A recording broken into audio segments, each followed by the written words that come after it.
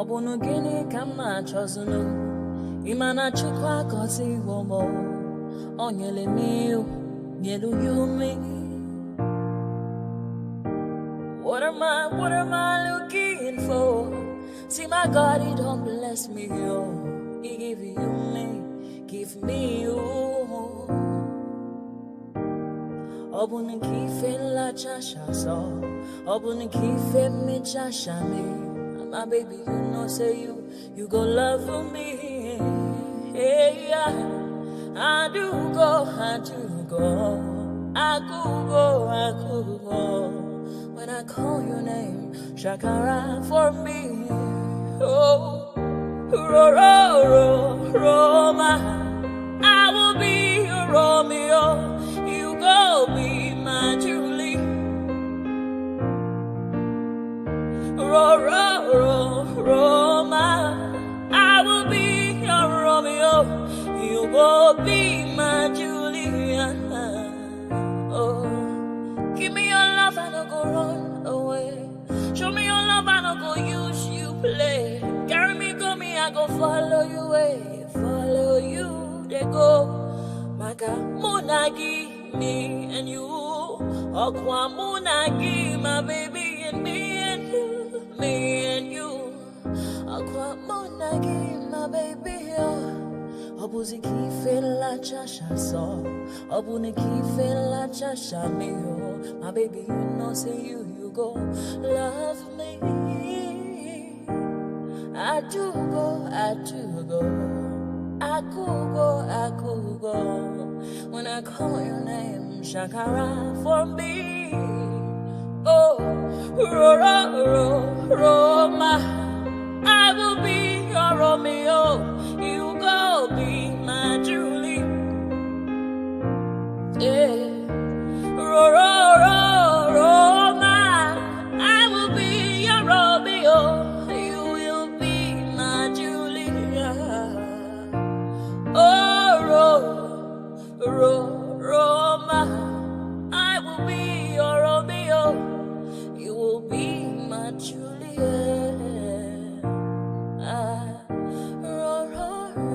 Roma I will be your Romeo You will be my Julia Obuzi kinfe la chash Good morning, everyone. Happy New Year to you all. My name is Dupsy Baby. I'm your host for this show, Dupsy Baby Show. We always come almost every Sunday. I won't say every Sunday because sometimes we miss some Sundays. So I've not been here since last year, December, I guess. I can't even remember the last time I came for the show. So good morning, you all. Welcome. We come here to discuss different topics. So if you have any topic that you want us to discuss, you can actually send it to one man. We'll bring it forward to discuss. Good morning. Thanks for joining me this morning. So we're going to start with our first topic this morning. Chama is going to come up and play a video for us so that we can listen to the video and then we start chipping in our contribution regarding the video. Chama, can you come on, please, to play the video for us? Guys, please click on like. Good morning, Chama. Do you want me to start adding people to the stage? Okay, are we not supposed to play the video first, though? Yes. We want to start adding people, that's fine too. Let me play the Happy New Year. Happy New Year, Chama. Okay. Happy New Year to you. How are you? How is your boyfriend this morning? They are all doing great. They're all bad. Video now. Let me play the first video. We're not going to go with the office lady first. Okay. Just after we discuss this first video. It's very interesting. Okay, that's fine. Yeah. A woman, she's inside, wearing white shirt and glasses, refusing a whole flight to fly because all her bags were not on the airline. That is her. That is the one woman that has stopped a whole plane from moving. I don't live in New York. I don't live in New York. This is what has happened. Many of us, we don't live in New York. We don't live in New York. See us coming down. Because of one person. See all of us on ground. Some of us came from far for this flight. Some people don't live in Akwa Ibom, and it's getting late. It's night.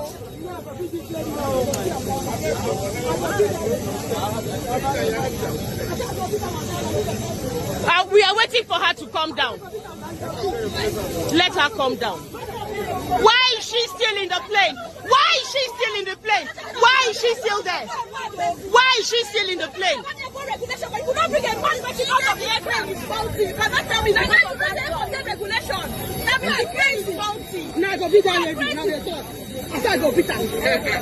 Why is she still in the plane?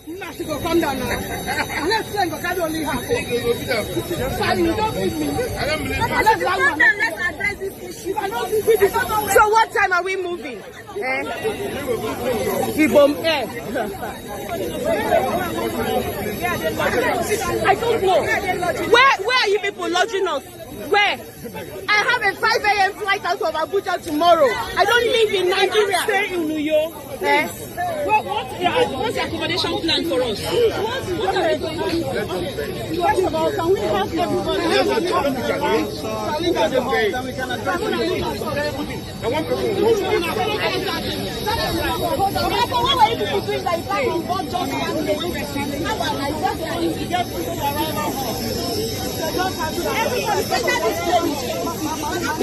We are waiting for her to come down. I don't know why she's still there. Why is she, as she was saying, and I won't agree, why is she still inside the plane? Why is she staying? Why wasn't she deboarded? Why wasn't she deboarded? And the pilot said, I cannot solve the matter with her, so I'm going to cancel the flight because we couldn't solve it. And we have security in the airport, and we couldn't deboard one passenger. When I was coming, all 4 of my bags were left behind in Abuja. I did not stop the plane from moving. She insisted all her bags were inside. They would have taken it out. People, we are all coming down. See all of us.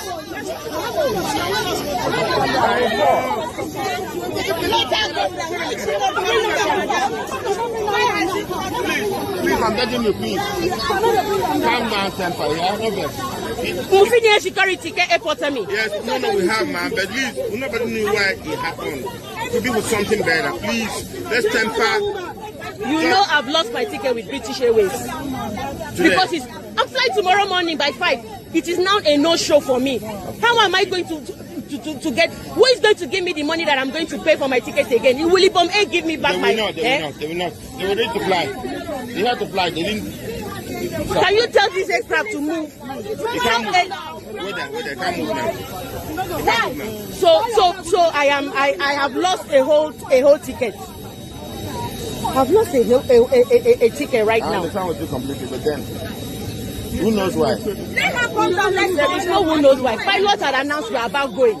Only to hear fracas down. That's that problem. Nobody knows why. It could be something that is saving you, something you never imagined could happen. We are waiting for her. No, please. We are waiting for her. In the airport, they won't allow you to beat somebody. She will follow us inside the hall. She will follow us inside the hall. This is the owner. This is the lady that stopped this flight from going to Abuja. I'm posting it on my Instagram page, and I'm going to tag Ibom Air. I am posting it on my Instagram page, and we are going to tag Ibom Air. Look at her. You are board a whole flight for one human being. We are following you. Better face this camera now, because it's going on Instagram. It's going on Twitter. Look at her. Everybody Everybody has got a knife. Eh? Why didn't you deboard her? No, we are following her.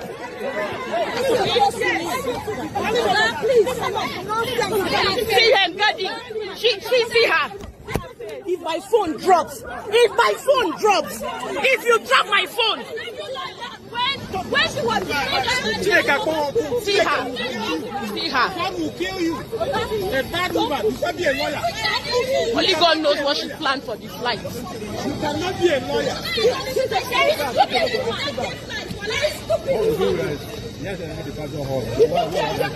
This is her. Because of her, I've missed my British Airways flight.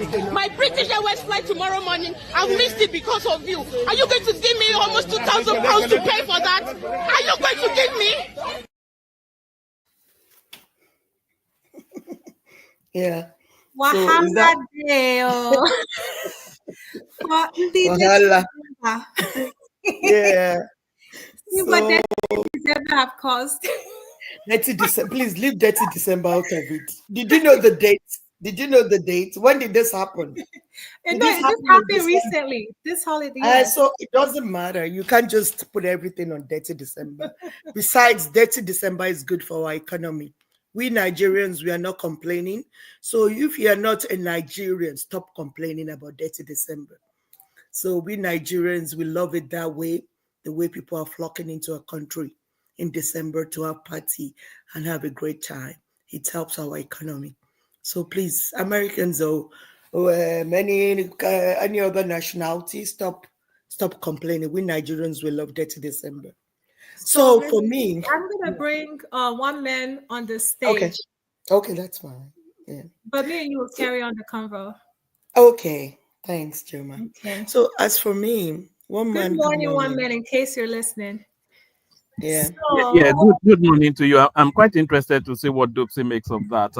Okay. Because that woman should be jailed, as far as I'm concerned. But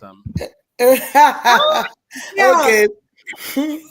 So the problem is that we don't know why the flight was delayed. It wasn't stated anywhere that the flight was delayed because of that woman. People were just assuming. If you hear what, sorry, because of her. Hold on, Sonia. Let me give you the backstory. Oh, there's a lot of noise in my background, by the way. Let me give you the backstory. So that flight was meant to depart Akwa Ibom for Abuja, but because of the volume of traffic, they couldn't carry all the luggages, and they informed all the passengers that they couldn't carry all the luggages. So they make them sign a waiver, and most of them agreed actually that their luggage can follow on. But that woman insisted that she wasn't going to travel without her luggage. And then she held the airline, and they were begging her.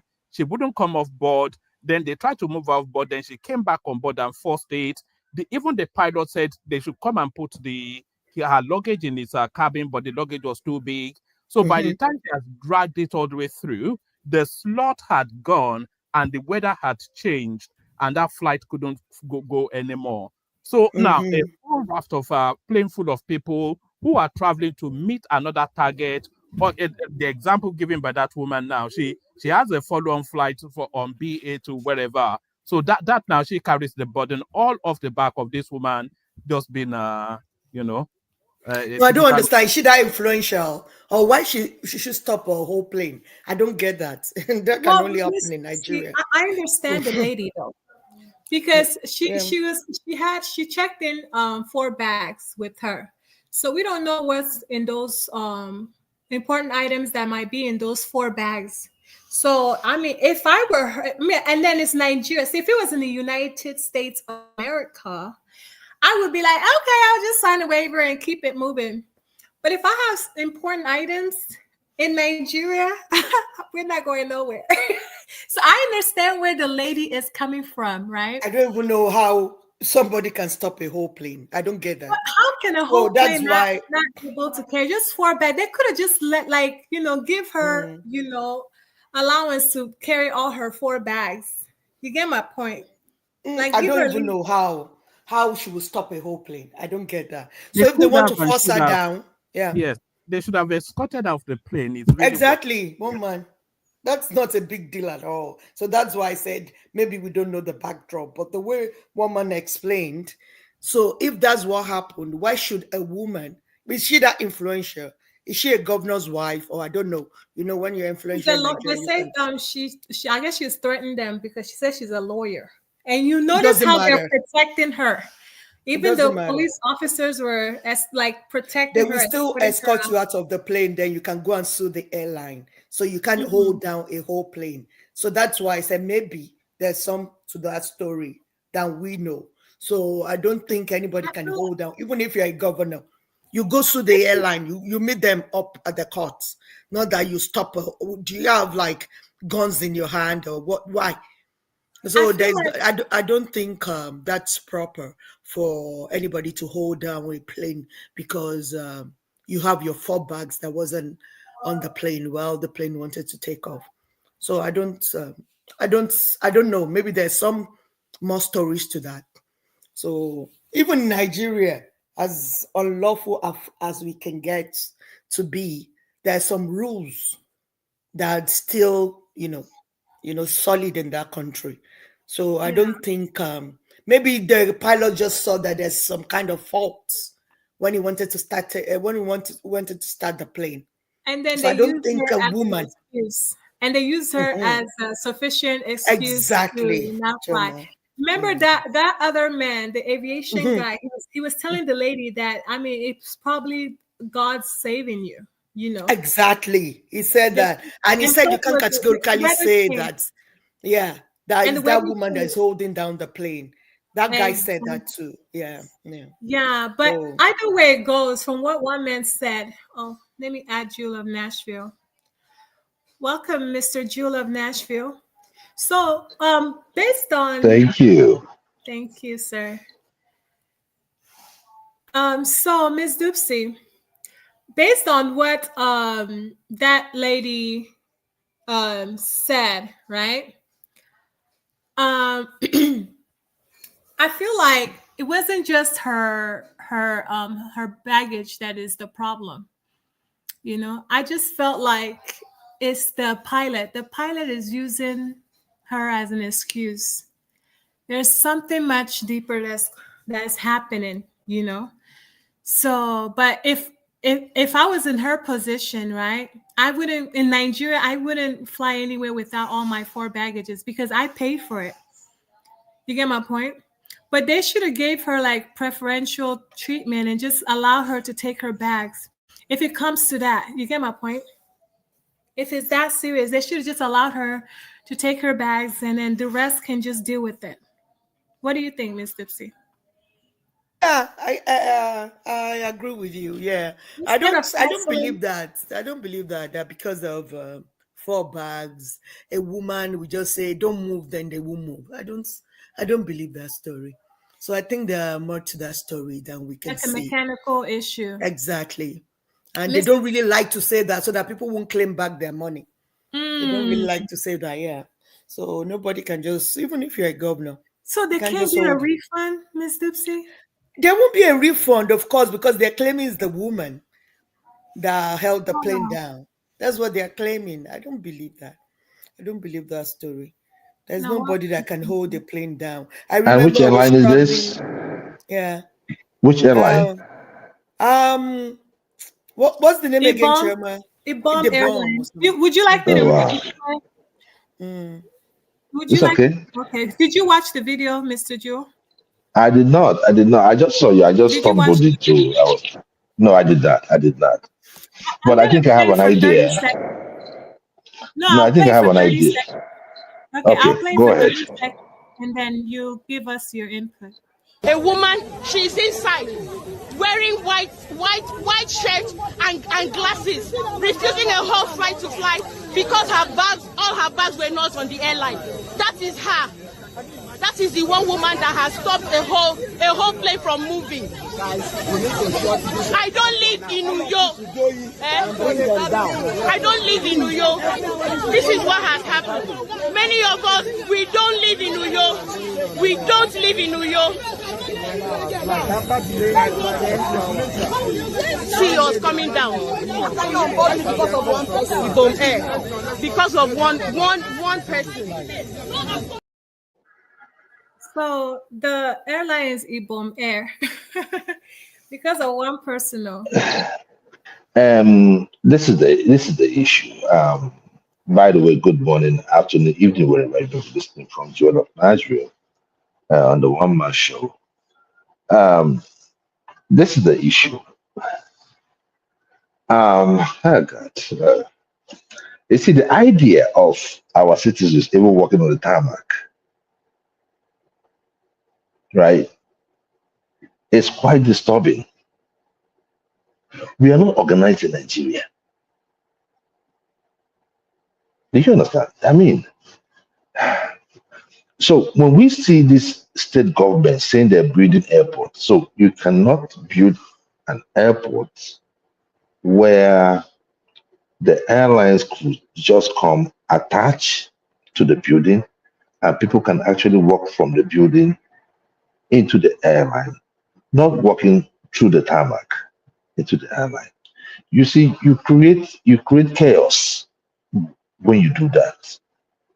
This issue would have been settled, at the the stop before you get into the airline. A lot of people wouldn't have gotten into this rise. I mean, they would have been in the plane seated. Then if there is any issue, they will not allow them and say, hey, we'll have this issue or that. But the idea of having people scattered, on the tarmac creates so many confusion. Now you don't even know the reason why the airline is not even moving. Because the woman is there, and now they're telling that, oh, this woman. It could be mechanical. It could be a ploy, an excuse for that plane not to move. It could even be that a governor has said, look, I want to use that airline and carry some other people, make it emergency. Anything could have happened in that situation. But it's the unfortunate situation we've seen ourselves in Nigeria. And the last time I went to Nigeria, I went to Owerri. It was the same thing. I had to walk into the tarmac. I think it's only Lagos. No, even when we got to Lagos, it was even the same thing in Lagos. But then I think they were still working on, the modalities then. But I think they used the bus to ferry us from the plane down to, I think that's what happened. Then on the other one, I think the Lagos State, we had to walk. They stopped at the tarmac. I had to come down and walk.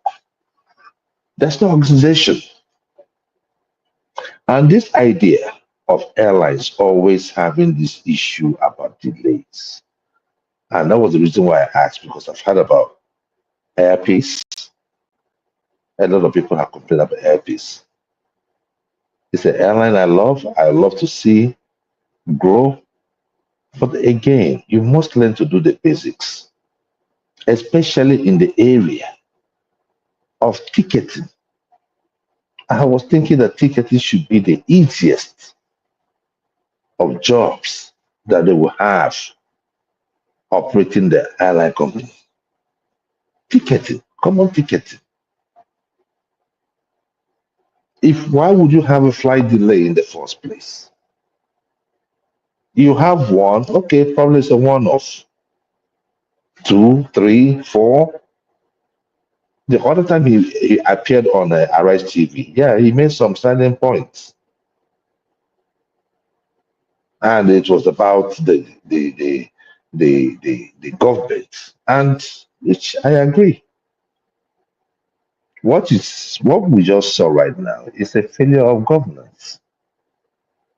It is not Ibom Air that will build those connector from the building to the airline. It's not Ibom Air that will do it. You that build the airport ought to have those facilities, but we don't see them, so they have to make do. And when they tell you the amount of money they expended in building that airports, you'll be shocked. Many airports around Africa have built those have built more beautiful airports with less money. We are our own problem. Thank you. Yeah, thank you, Joel. So, do we move on and play the next topic, or do you still have something to say to this chairman or woman? Dopes, I see you. I Yes. notice you, Sha. I notice you. What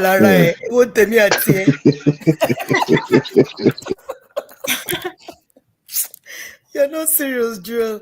Okay. So, Miss Lucy, right? Yeah, go ahead. Yeah. Please, Choma, please, before you go forward, and Dopsy, you know we are about to acquire Canada. Hey, let that one be yanning nonsense from his mouth. Let him be yanning nonsense.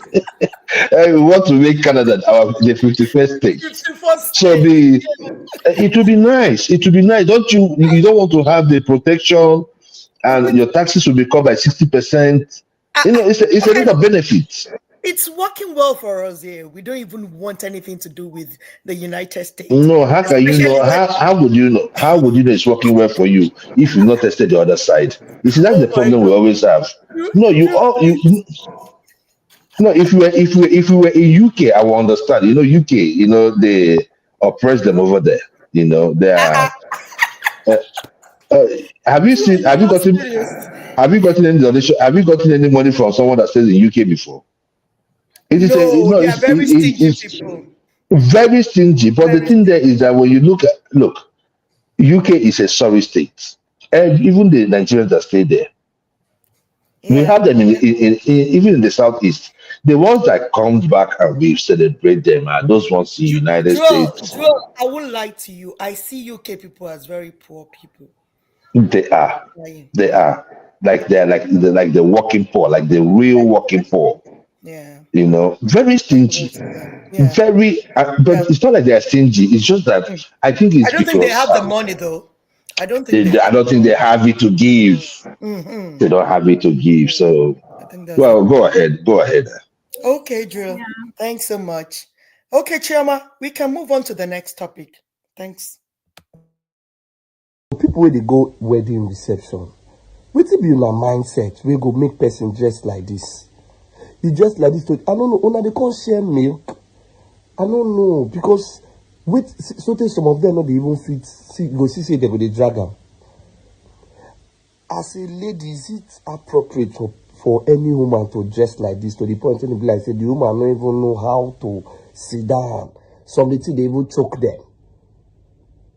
You go even notice some of these women they don't marry. If you be man when don't marry, if your wife dressed like this, you go like her for public. Even if they get this single, see to be honest, any woman will dress like this, they do advertisement. Nothing like waiting go make you dress like this. Waiting be the reason, waiting be the purpose. All I shall be guests now for Nigeria now their new pattern of they go just open everywhere. Nobody they see road. You go dress like this, you go come, person no go even feel look, whether my couple carry us come, we no go, nobody feel concentrate. Why? What it be the problem? Is it that say breast size not there? Some of them are even small breasts. You go see the way they go push and the thing go come, they choke them, nearly take their life. See this man, just watch this man. This old man, the man no fit focus. The man no fit focus. Watch this old man for the last part. The man no fit focus. How? As a man, I have to say I approve of this style of clothing. It should be encouraged. Can you imagine? Oh man, can you imagine?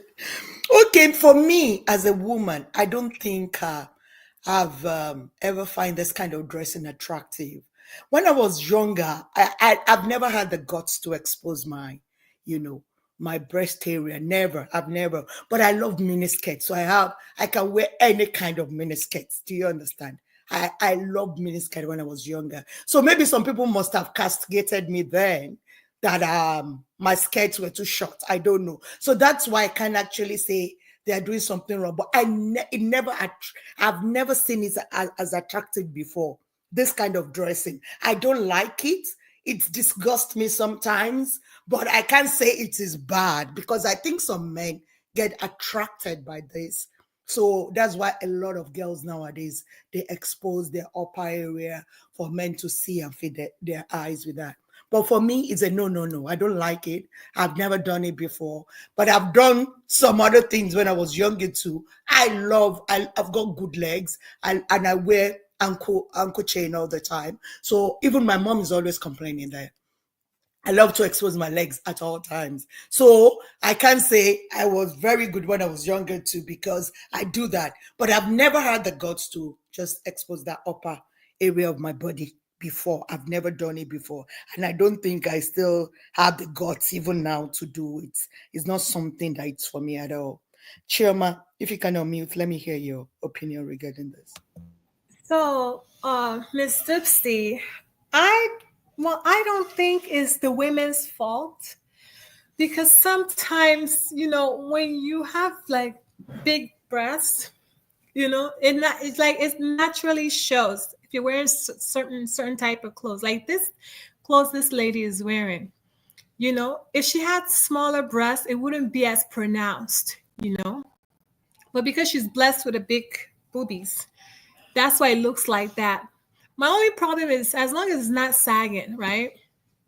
And it looks nice and pumped up, it's fine. But another people you can blame is the tailors in Nigeria. If like me, I wore something like that.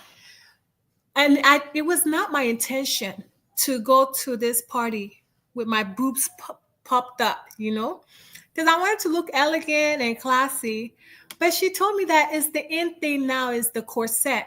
They put the corset inside the dress. And you know what? Corset just pumps your breast up, Like it gives you that natural, what's the word?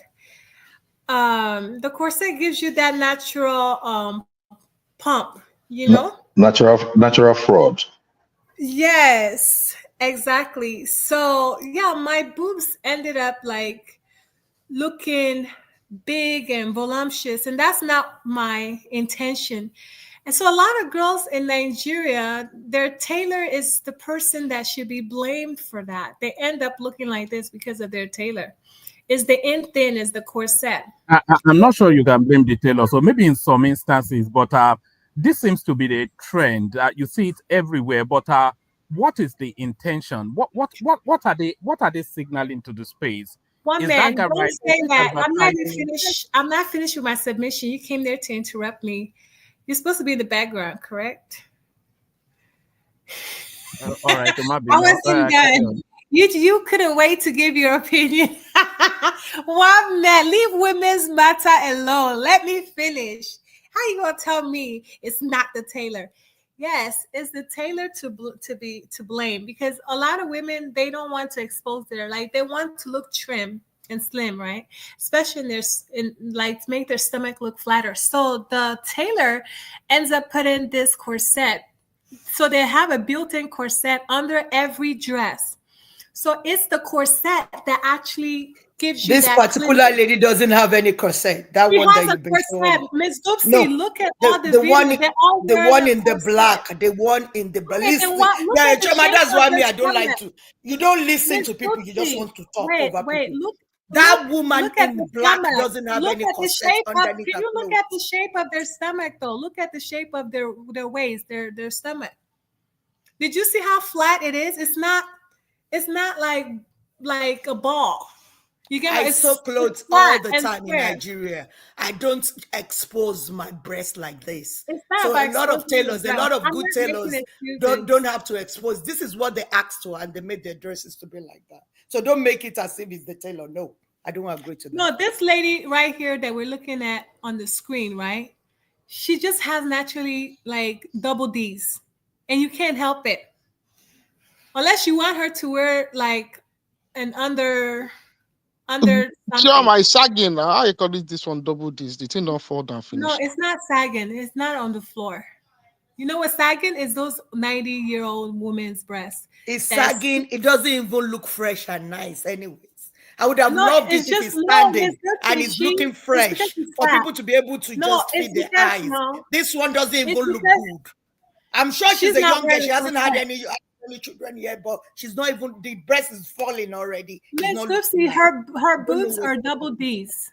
Her boobs are double D's. And so she has to expose it like this. Is this normal to expose it like this? It's not normal, but it's the dress she's wearing. It's the choice of dress. Okay. So, like I was saying, in Nigeria, most Asoebi tailors, right? They install built-in like corset. Most of my dresses have corset, so it makes my boobs like pumped up. And that's not my intention. That's just the in thing. That's the new thing they're doing to make all the women. It's not the new thing. It's what you guys want. I have a lot of corset. It's your intention. It's your intention. Don't just make it as if it's compulsory for your boobs to come out because of corset. No. I've got lots of clothes with corset. If you want your stomach to look flat, if you want your that's what you guys want. And nobody is saying that is, but I'm not judging. I'm just saying you don't have to. Don't make it as if it's compulsory. No, it's not compulsory. I've got lots of clothes here that. And I'm groups are playing no small market for us. Wait till we go see. Okay, wait you go to feed you Nana eyes with. Yeah, I agree. People like Jewel. People like Jewel. What will you feed his eyes on? So look that's at all why of, I said all of their dresses have corset. Their stomach is flat, as you can see. It's hiding their stomach. That's why it's not about. But our groups are there. There's one particular girl go hold on there. Where you get that? Hold on there. There's no big deal about corset now. Why are you saying? I've already made I've made my submission on that, and I stand on it. It's the corset and blame the tailors. Thank you. One man. Sorry, please can you unmute? One man. Sorry, are these real? Are these real though? This particular lady on the are they real? Is that enhanced? Well, Dupsy, whatever you do, don't change it from this view. I mean, just hold it there. It's real, Miss Sarah. But you're bad. You're so bad.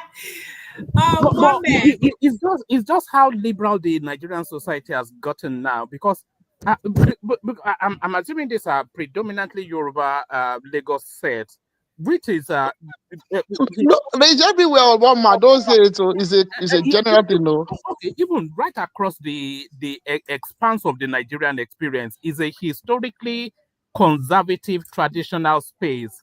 That's what we know. And then you sleep and then you wake up and then you see these boobs everywhere. I mean, I'm not discouraging it, or more of it, please. But is this where we are now? This is exactly where we are for the near future. Okay, let me chip in something. Let me chip in something. Look, like one man said, most of this corset we started seeing in Lagos State. No joke. We started seeing this in Lagos State. Most times you see this kind of boobs in Lagos State. Most times in the East, like stuff like this. Look at that. Look at that. Look at that. Look at that. Look, see, this is don't lie. That is a good see. No, this one don't fall. This one don't fall. No, this one don't fall. This one don't fall. But do you see the corset? Look at the corset. Yeah, this one. Look, this one. Where now? See, this one. Okay, but this is my thing. Where is the self-dignity of women? Like, sometimes women always complain about being sexualized, and you see them wear stuff like this. For me, it's about self-respect. Joel is low self-esteem. It's just about low self-esteem. It's lack of confidence and low self-esteem. Yeah. Exactly, because when I look at see, whenever I see a lady, I always ask myself, unless probably sometimes me and my wife we want to just look like street or something, right? But on a normal day, would I want my daughter to look like this? That is where I look at it from. See, my brother, look, see, nobody could leave us. We all have our own things while we're going on. We all did our own thing. I mean, it's not for us to come out and say, oh, we did this, we did that. But it becomes a sin when we now come out and just say, oh, this is what we did. We did this and we are so graphic about it. There's no respect in this. Honestly, this does not trip me. Like looking at this, it does not trip. Look at this one. It's like she's going to get suffocated. And you see, They wear this stuff. Like Choma said, the tailor. No, the tailor cannot give you what you did not ask for. Is flat. Look at their stomach. Stop. No. Choma, see, Choma, the tailor cannot sew what you did not ask him to sew for you. That's the point. So I have the tailor you give the tailor a design and he put up the design for you. This particular lady, it doesn't look good on her. No matter how you want to look at it, it doesn't look good. It's all falling. It's a falling breast. But even these ones right now. Sorry, Joel. Hold on, Choma. Now let her because number one, she's fat. Number two, she has double D's. So you have to understand, she doesn't have a perky breast because she's not a skinny girl. Hold on now, Choma. Let other voices in now. There's no way we are going to enjoy this show, Choma, if you don't allow people to talk. There's no way. I don't like when people say that she has a saggy breast because she's fat. And she has no way we enjoy it. If you talk over everything. Okay, but that's my opinion. Choma, you don't Antonio.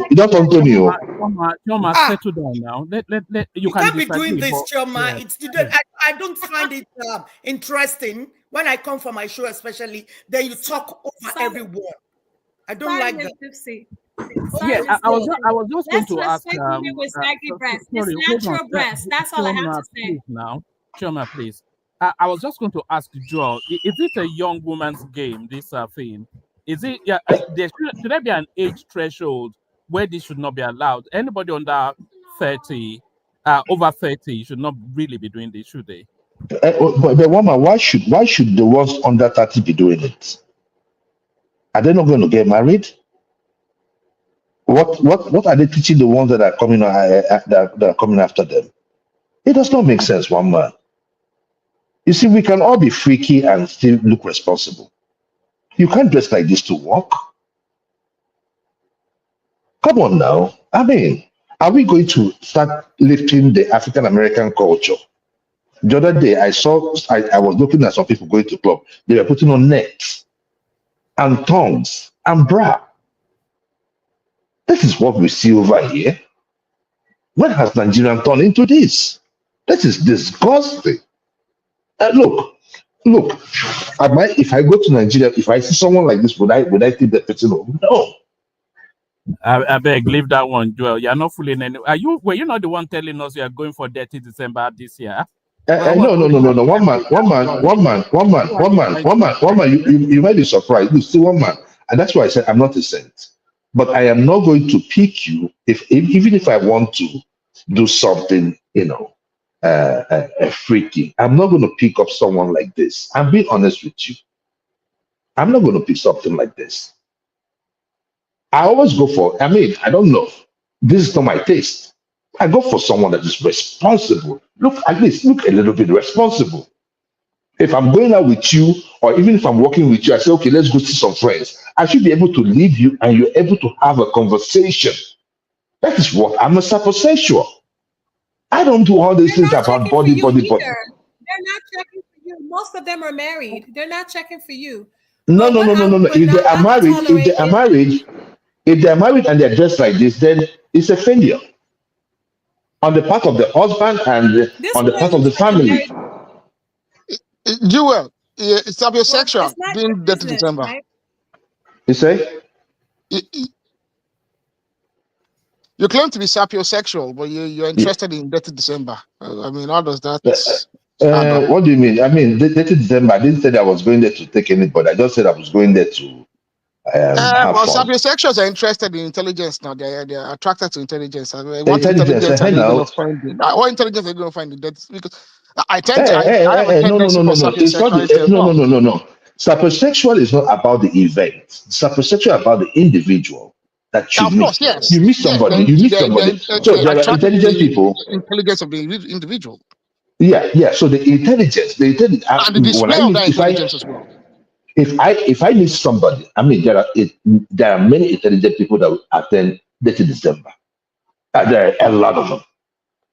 And you're going to see them. But they're not going to dress like. I'm not going to go out and I want to pick up a lady and she's dressed like this. I don't pass this lesson. What is this? You want to show breast? Wait, this is insecurity. You're so insecure. If I see all this is there, waiting. If I take you to the room, now, what will really now arouse me? I've seen it all. When she wants Come on to now. unload, everything will fall down now. No, if I don't see this one, if I'm maybe a little bit tipsy, I might have done everything I wanted to do with it. Just looking at it, and I just push it away. It doesn't make sense. It's not my thing. Go ahead. Thanks, Joel. Arrow, can you unmute and let's hear you? Yes. Afternoon, everybody. I was actually anticipating this actually, so I jumped on. I'm a bit late, I think. But my wife knows me. I like boobs, and I will not lie. 2025, we cannot be lying. Irrespective. I like boobs. They shouldn't be too large, but they should be nice and perky. Okay, so let's not lie. Okay, it's not about objectifying women or nothing. It's just everybody likes what they like. Some people like slim women. I like the lady to be somewhat voluptuous. So bro, so your wife can dress like this this lady right now. That's what we're talking about. We're not talking about the boobs. Mr. Joel, you know what's something about me, okay? I've come to understand that people are individuals, and I cannot subject my own personal, because I like to be decent, okay? And I was raised to dress appropriately for the function, okay? So I don't overdress. Okay, but at the same time, I don't dress shabbily. Okay, I dress rather very well. Okay, to match the mood of what I whatever function I'm attending. Okay, so that's that. But at the same time, I cannot subject my own, because I've come to understand that I've lived a privileged life. And my perspective can only be my perspective because of the privilege I've enjoyed. I cannot subject my opinions on other individuals that have a different experience. Some substantially better than mine, and some substantially not quite as well. And different factors, different opinions, different things that motivate people. I'm not really on social media much anymore. I've literally deleted 2 social media accounts this January. I literally don't have a Twitter account anymore. I've got into my Facebook for almost 10 years now. I've had no Facebook account for 10 years. So there's people that are still influenced by social media trends. What's the in thing? I don't know who the new musician is. A lot of the rappers these days, you play their music. I don't know. I'm not really that old, but I'm not really out of it either. So that's me. But there's other people that they're still out there. They still check for what is new, what's fresh. They still want to they want to be hot. They want to compete. They want to be seen out there. So there's different things that influence people. There's people that have low self-esteem. They might be going through something. They need something to pick them up. They might need to be able to put on that dress so that they can feel hot again. They can feel so that they can put eyes on them, and then maybe people looking at them will make them feel some. I don't know what's going through different people's minds is different. What motivates them might be different. So I can't subject my own opinion. My own. Yes, go on. I respect that you said you can't subject your own opinion. That's mature of you, right? And I like that.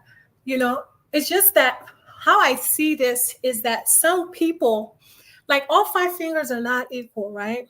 I know we live in Nigeria, in our Nigeria society is very conservative, right?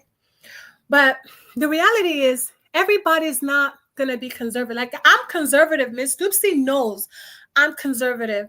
I wear stuff like this if I'm going to the beach. I wear like stuff like that to the beach. I don't even wear bikinis to the beach unless I'm like it's the middle of the night type of beach. I'll wear bikini. But my point is everyone is not conservative. People live a different lifestyle than you, right? That's why I wouldn't judge this type of women. But I'll be looking at them like, wow, damn, because someone like me, I couldn't dress like that in public, because my father is still alive. You get my point. However, we can't judge women that dress like this. We cannot. Some people have a different lifestyle, different mentality. So it's not low self-esteem. Maybe they have, they're more cooler than you. Maybe, their life is like lit and yours is not. You get my point? So, Mr. Jewel, my problem when you said that her boobs are sagging, don't comment on women's boobs sagging. That was rude and very disrespectful. Why not? With all due respect, because number one, that lady was fat, right? Number two, you have to understand there's different sizes of boobs. Oh, hold on right there, Chima, hold on right there. You just corrected him. And at the same time, he shouldn't comment on someone's boob, but you have a right to call someone fat. What gives you the right to comment that way? That's what I want to understand. If I'm fat, listen, Adama, if I'm fat, I'll own up to it. It's not like I'm insulting, like, oh, you're rude. Like I've been fat, right? I've been fat, right? So I don't have a problem with saying someone is heavyweight, big bone, or fat. It is what it is. You're not skinny, period. But my point is that lady has double D's. So don't ever, when you see boobs like that, don't judge her. Obviously, she's heavyweight and she has double D's. The same way you should not judge somebody that is fat. The same way you should not judge somebody that is fat. So let Jewel just say whatever he has observed. No, he needs to observe the same way you should not judge anybody that is fat. So that's Jewel's observation. So double D's is different from an A cup or a C you see, Choma, this is the thing, right? This is the thing. In Igbo land, hold on, Choma. You see, in Igbo land, we say this, right? There's a proverb in Igbo land. We say that nkita obuna nerinsi, mana nkita ya no kaga bonki nerinsi. And what that means is that every dog eat poop, but the one that people see, the dog that people see poop on his mouth, is the one people will say that's the dog that eat poop. What am I saying? Every woman has boobs, but when you bring it out for scrutiny, people will talk. This is social media. Right? It's public. When you make it public, if you make your boobs public, you make your coochie public, people will talk about it. It's just like me coming out to make my dick public. People will talk about it. But Joel, do you appreciate the fact that we had, the times where we are here, people want no. See. I think it's when we. There's this Joel, I think the thing about it is this, all right? Some of us on this platform, we don't quite understand our perspective. This platform, even for all of us that have divergent views politically and over some minor social issues, if a proper survey was done and an analysis of our beliefs was done, and they've done a grouping, okay, a sampling and a grouping of all of us, okay, even though they did a full population, okay, don't a survey on the full population, all of us here, you will find that the majority of the individuals here have a tendency to be conservative, okay, and not just conservative in some opinions, in our lifestyles, and that's the thing about it. A lot of us actually have conservative views. You see, that's why you're speaking like this. If you go to a different platform where there's a lot more younger people, there's a tendency for more liberal thinking. People have this tendency to believe that, let's just live and let live, YOLO, as they say, all this kind of, I think Choma is probably the one that even tends to liberalism over here. And I don't even think she's liberal. Okay. If you want to use that term. Yeah, I reckon people knows I'm very conservative. Very, very so we are conservative. That's why you're speaking like this. I'm conservative as well. But me, I like to see the melons. Okay. I like to see them. If you want to show them, I'm there to see them. Okay. And my two eyes are willing to look. Okay. And appreciate the work of God in your life. Okay. Now, I would not allow my kids, and my wife knows far too well that I don't think that's proper dressing. I don't think it's appropriate. I think there should be modesty in how you dress. My wife is notorious for accusing me of being an hypocrite because there's this I don't do, But there's things that I will, So for instance, I don't do lavish naming ceremony for my kids. Okay. Well, I attend naming ceremony. I don't do and then I don't do reveals, like baby reveals and all these things to do. I don't do it. All right. But I attend them. And my wife calls me an hypocrite. But I tell her I'm not doing it for my kids. All right. And I don't believe in it for my family. But I mean, if my friend is doing it and I'm invited because I like them, they're my friends, I'll attend. Do you get what I mean? So in that case, I don't think it's proper. But if you want to show your skin, oh, well, my eyes are there to look. And I will, because you're there, what you want is for me to look at you, for you to feel better about yourself. Variety is the spice of life. We can't have people that look like conservative around the world. You see, I think you're getting my Chummy. I think you guys are getting my views Can I wrong. say something, please? Because I feel like the same people have been saying something and not Go ahead. Thank you so much, Jewel. Greetings, everyone. This is Adama. Dupsy, this is a good show. Good job. Yes, Adama, thank you for coming this morning. You're welcome, my sister. You have a word, so I'm like, let me happy, while I'm making my rounds. This is what I want to say. Let's start by doing this. We need to stop body shaming people. I don't like that, quite frankly. And regardless of, like you just made a statement, if Joe cannot talk about women's saggy breasts, you shouldn't talk about how people look. Just because you have a banging body does not mean everybody has a banging body. So learn to respect people's. You don't have to like it, but don't comment on it. So why that is being said? For me, my opinion on this boob thing is, let's call it what it is. What is wrong is wrong. This is inappropriate. This is disgusting. And as far as I'm concerned, this is some low self-esteem issue going on. Something is definitely going on, because how can you walk out of your house looking like this and expect a man to respect you or treat you the way you should be treated? Because everything is on public display. So this is inappropriate. And for the young generations coming up and thinking this is all blue, you're free-minded and everything, trust me, it will come back to haunt you when you get older. No man, no decent man wants to have their woman next to them looking like trash. This is trash. Call it what it is. So that's all I have to say. Thank you, Ms. Dupsy. Thank you so much, Adama, for always coming in with your brilliant perspective. There is no way a woman will have something great upstairs, that you have something in your mind, that you expose your sagging breast like this. There is no way. And people like Arogidi, please let me talk, Chairman.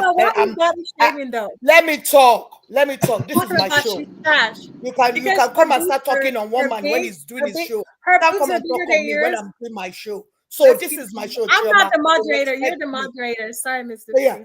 So you can't. Arogidi said he loves something like this, but he doesn't want his daughters, his wife, to dress like this. But he can actually feed his eyes on women like this whenever he goes out. So that's selfish on his part as well.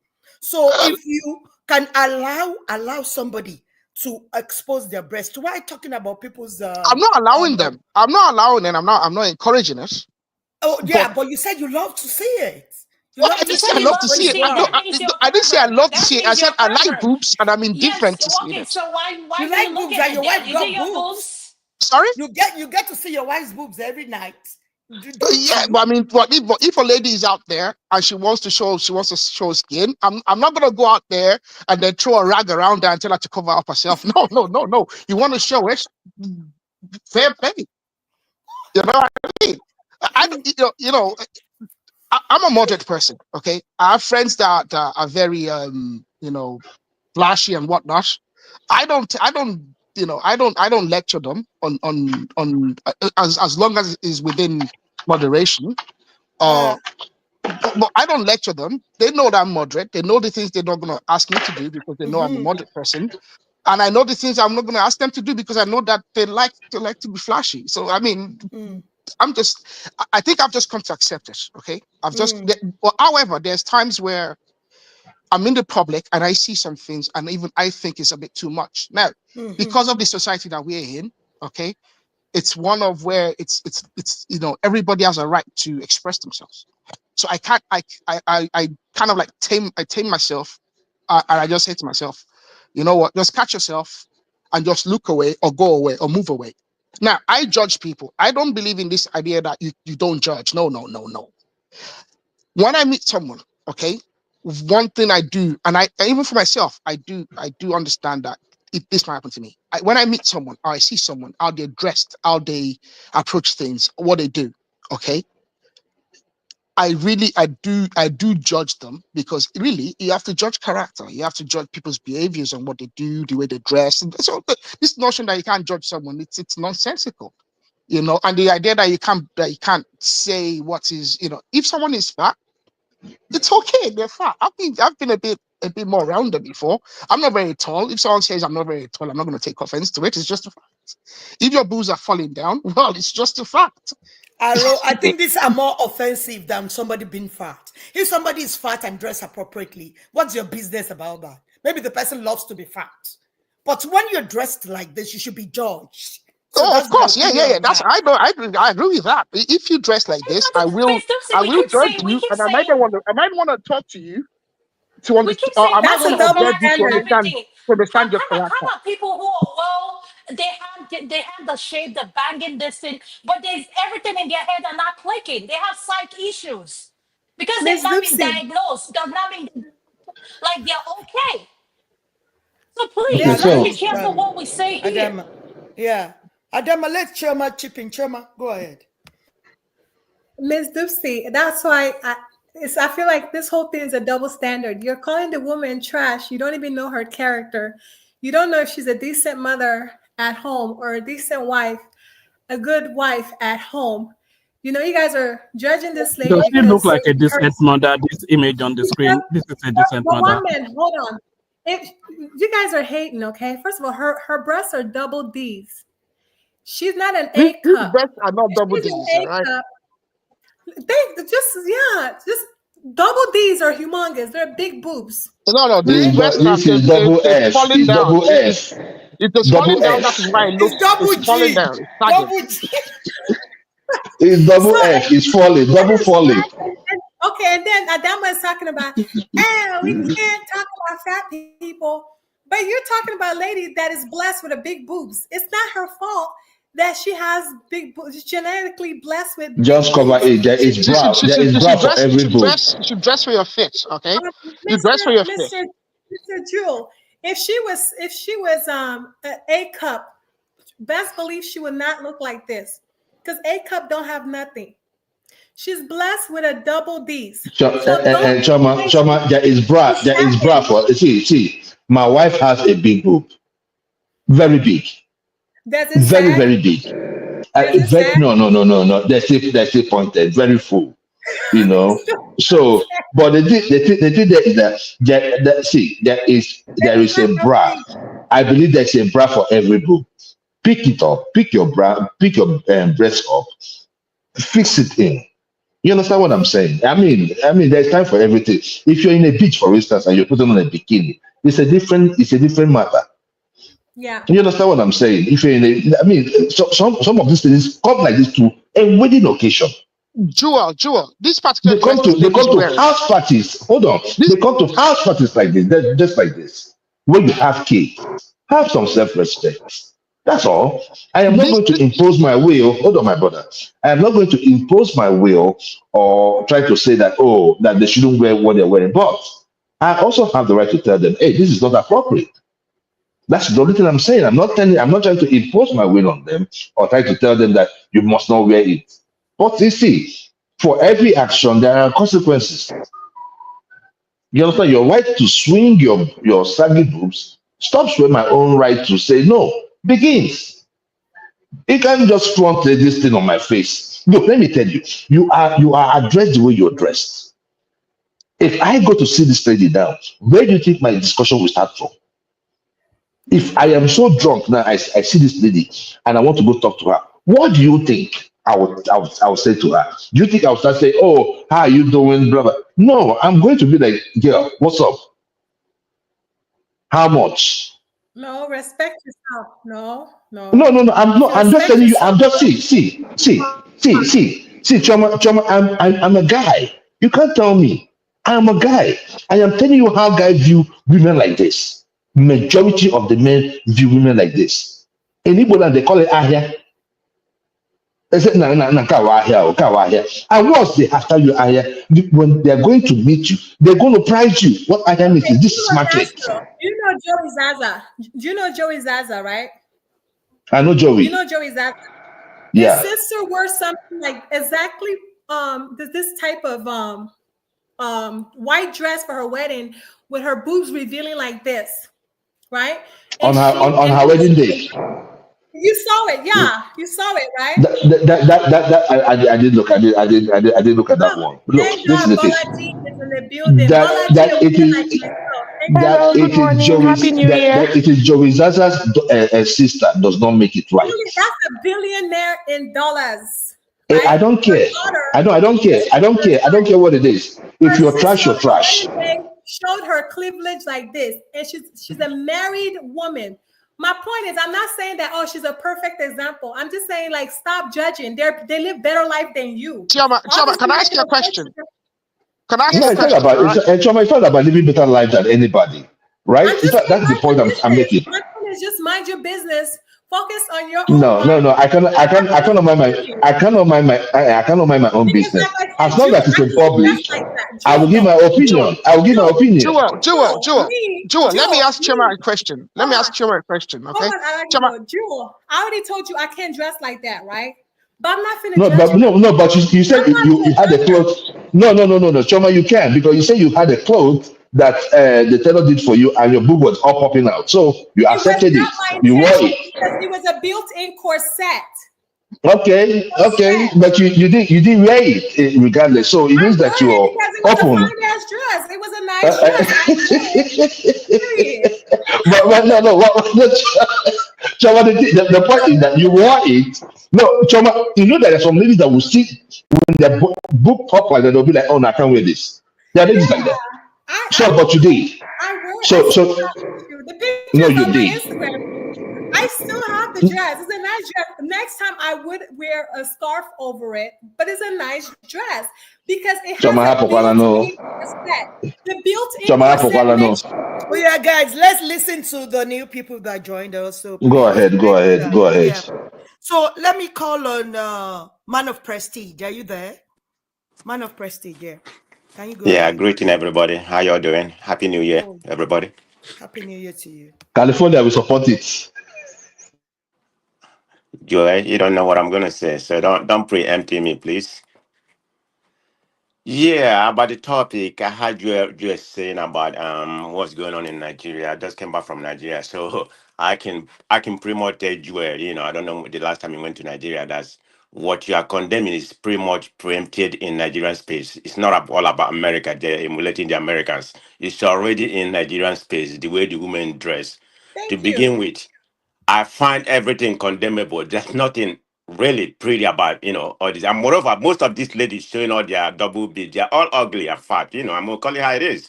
I don't see nothing appealing about it. Because any decent woman, I know this is a different society we are living right now, but there's nothing appealing about it. Like, look at all that saggy breasts. They probably use something to pop it up, and we here, admiring it. What is still to admire about that? I don't see it. A beautiful woman. You can show a little bit of clearly, but you hide what you have. This is what men appreciate. I'm speaking from men perspective. There's nothing adoring about it. I find those ugly, look at that. Look at what I'm looking at right now. If I see, let's assume I'm single. I decided to meet somebody like this. My team won't rise. I'll be very honest. You wouldn't, because it's not appealing to me. So everybody has their own different taste. I completely condemn in as far as I believe in that. Man of Prestige, our zone will rise, but yours won't rise. So different. No, it don't rise. No, it don't go rise. But me, I just comfort you on journey now. I'm not saying I don't like big boobs. I like big boobs, but there's a proportional. I like it proportional. Look at all these. Look like puff. There's nothing. This is me now. It doesn't appeal to me. And moreover, the women, I look at women for the whole package, not just the booze. You know, your build, you know, your behind and everything. You know, that encompasses what a woman is supposed to, you know, what a woman is supposed to be. So nothing about him is appealing to me. So that's my, you know, that's my own opinion. I mean, but to make the story short, Joel, this has already penetrated in Nigerian space. So don't blame it on America or US. It's already there. You know how Nigeria is. Hold on. When something happens, they take I it know to it's a in different level. Nigeria. It's in Nigeria, I know. It's been in Nigeria, I know. It's the tailor. They have built-in corset in all the outfits. Chioma, Y'all not trying to listen to me. Man of Prestige is on point. So there's nothing really new about you going to stop it or whatever. Do I like it? No, because it's an epitome to the wrong direction. That's the way I see what they're doing right now. I mean, it's not good. But that's their business. I'm not gonna, you know, I can't come to the public and condemn what they do. But in my own opinion, I find nothing appealing about it. Man of Prestige. Yes, Man sir. of Prestige. You've been to Nigeria, okay? Don't let us claim the ladies are doing it solely because of low self-esteem, okay? So there's guys out there that are really spending on girls these days, all right? I find guys in Nigeria, young men in Nigeria, even older men across the table that want to be, you know, out there and want to be promiscuous, are really expending lots of money on young ladies in Nigeria, okay? And there's a lot of young ladies that are dependent on the men. And to be frank, they think that they need to put themselves out there to attract the individual that may spend money on them, that may be able to help them sustain their life or might be able to get them up to the next level. So we can't just say, oh, ladies are doing it just because low self-esteem. No, people are doing it to also put themselves out there because they are competing for eyes. That's really what it is. They are competing for eyes. They need eyes on them. And then they are looking open that the wrong eyes are going to fall on them. Can I ask you a question? I think it can be both. Are you trying to say this is appropriate? Is that low what you're saying? No, I'm not saying this is appropriate. I'm just telling you the reality of Nigeria. Okay, people want eyes on them because they want to attract the right person, attract as many people, and hopefully one of those people will be someone that can really, you know, pay their bills. No, there are some people that like it. I mean, there's a lot of people that like it. So that's why there's other people that like it as well. There's other people that like it as well. But the people that like it as well, they want eyes as well. It's a competition for looks. Obviously, yeah, I mean, attention, but it's not for me personally. Attention. This is not a Muslim or Wambe. Okay, obviously this is a lit party, and the girls look lit and they look hot. Period. Don't hate. Chioma, what is so good? What is so good looking about it? Thank you. Thank you. What is so good looking and attractive about this? I don't see anything good looking about it, honestly. Like this. Hold on. They all look happy. As a woman They cannot all dress look like happy. this. What makes it attractive and good? Sister Adama, because I know you already pissed at me right now, so I'm gonna address you as my sister. Wonder why? Sister Adama, they all look happy and comfortable. That's fine. If it doesn't make you comfortable, close your eyes. That's the thing. All of them, they're smiling. These are happy women. What to me? Chioma, are they really happy? Are they really happy? Yes. You think so? Yes. Look at this. Let me tell you guys look at this one. Going. Even with the humidity in Nigeria, the sweat. I like the dress though. Everything is disgusting. Stop it. No, they get a cotton dress. You know that it's hot. Then you go get all these beaded clothes. Now this clothes this lady is wearing, it has the first layer, second layer, third layer, in order to make it, because I know this is not even her hips. So she has all this fun. Look, see, please. Let's not leave this thing about the weather. The weather is not to be blamed for this. It is the attitude of these ladies. It's the wayward attitude. It's something that is not shouldn't be accepted. That's it. Look. One of us said in Nigeria, what's all about? It's about apes. My brother. I went to Nigeria in 2022. I went to the clubs. I was on the streets. I saw it. I know it is there. Even before 2022. I went to Nigeria in 2018 and 2019. It is the same thing. I know. However, we cannot keep encouraging it. Look at this one. But we Joel, cannot keep it has gotten worse. A year I is know, long enough. I know. Even with this Tinubu government, I know. It's okay. What It's had all that right. got to do with Tinubu? Don't mind Joel. No, What does that got to do? Most of these ladies are hungry. Most of these ladies, like when you're looking at it from the economic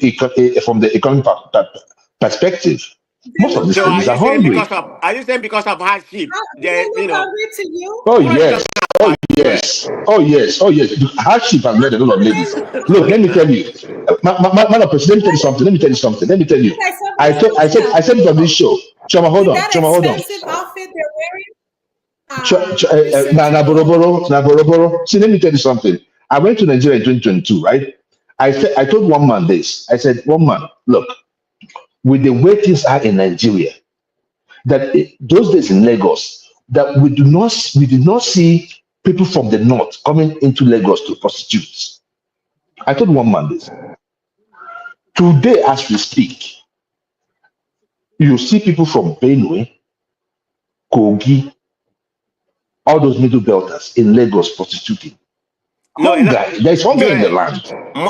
More of them. No, you're right. But more of them are in Abuja. No, okay, definitely. Abuja is closer now. Guys, let's move forward. Thank you, Joel. Thank you, man of prestige. Let's listen to Bolaji. Bolaji, can you unmute and let's hear your opinion? Hello, everybody. Happy New Year. Happy New Year to you, dear. Happy New Year, sister. Yeah, thank you. Happy New Year, Bolaji. Yes, thank you. Same to you. I'm going to speak from a woman's point of view. You know, you see an outfit on social media or in magazine and you say, this outfit is going to look good on me. You don't factor in the way your body looks. You don't factor in how your boobs look. You don't factor in anything. Just as long as you see that outfit on somebody, you feel like, this outfit is going to look good on me. Then you show your tailor. Your tailor says, no problem. She's going to sew it for you. Then you wear it. You don't care. You feel good in the outfit. Let's not be quick to judge people. Women, like, they are different. They can be different answers to one question. It doesn't have to be with promiscuity. You don't have to be a promiscuous person to wear a certain way. You feel like this clothes is going to look good. You just wear it. You can't, you picture this outfit and you feel like, this clothes is going to look good on me. And you wear it. It doesn't have to do with promiscuity or anything.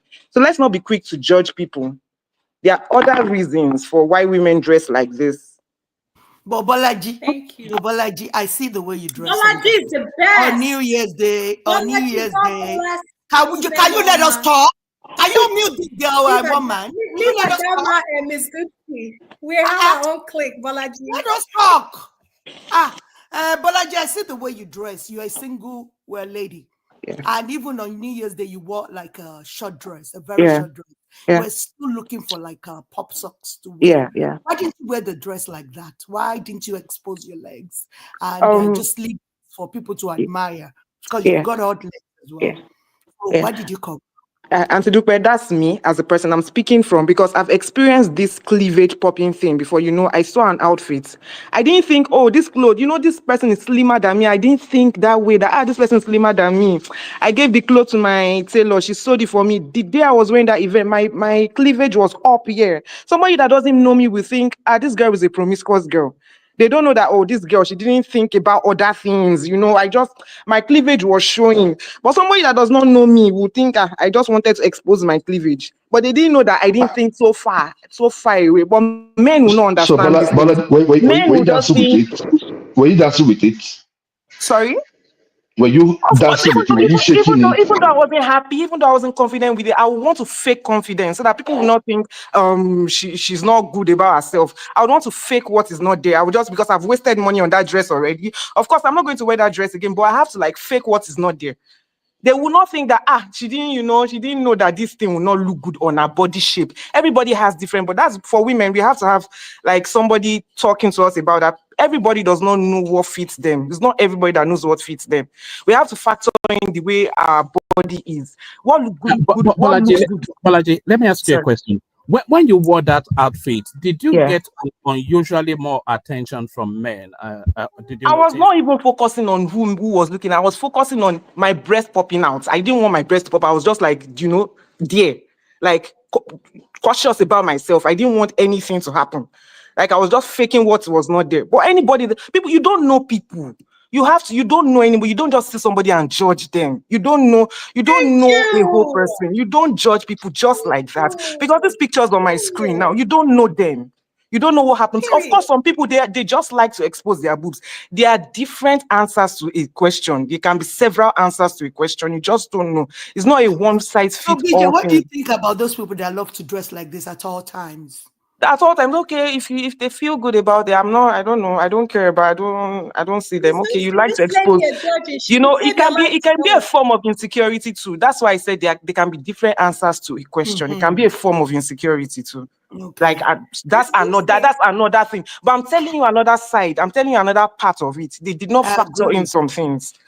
They didn't factor in something. So I'm just happy. There are some women that are bringing up content about knowing your body shape, your body size, what fits you, what doesn't fit you. You don't just see an outfit on a very skinny person and think it's going to suit you.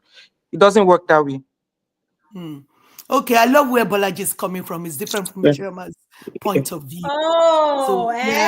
Yours is different from Bolaji's, because you and Bolaji, you are twin sisters. You're always on the same side.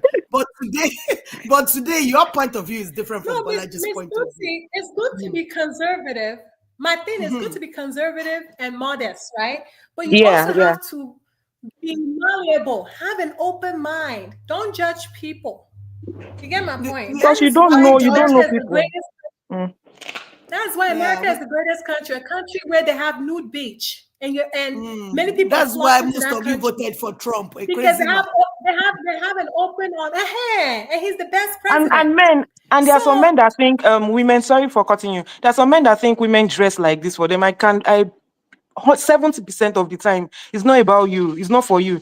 The women that like to expose their boobs, it's not even about you. They don't like the attention. If you even catcall them, they get irritated. I can assure you, but it's not about you. They just like to expose their breasts. 70% wrong.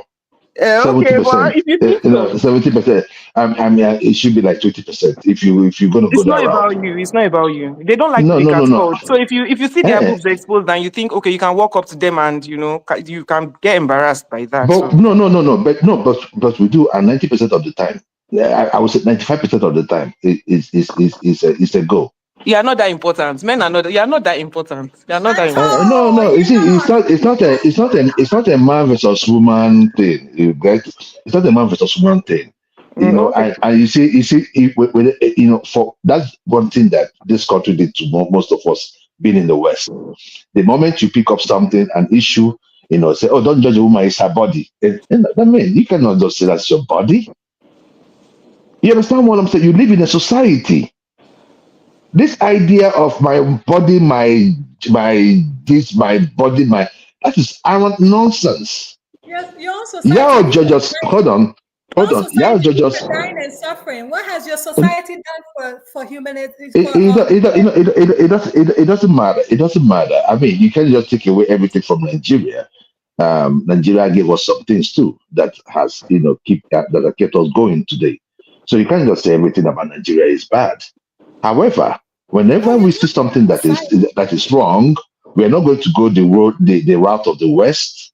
Oh, everything is good. If you come back tomorrow and say, I am a cat. Oh, you're a cat. No.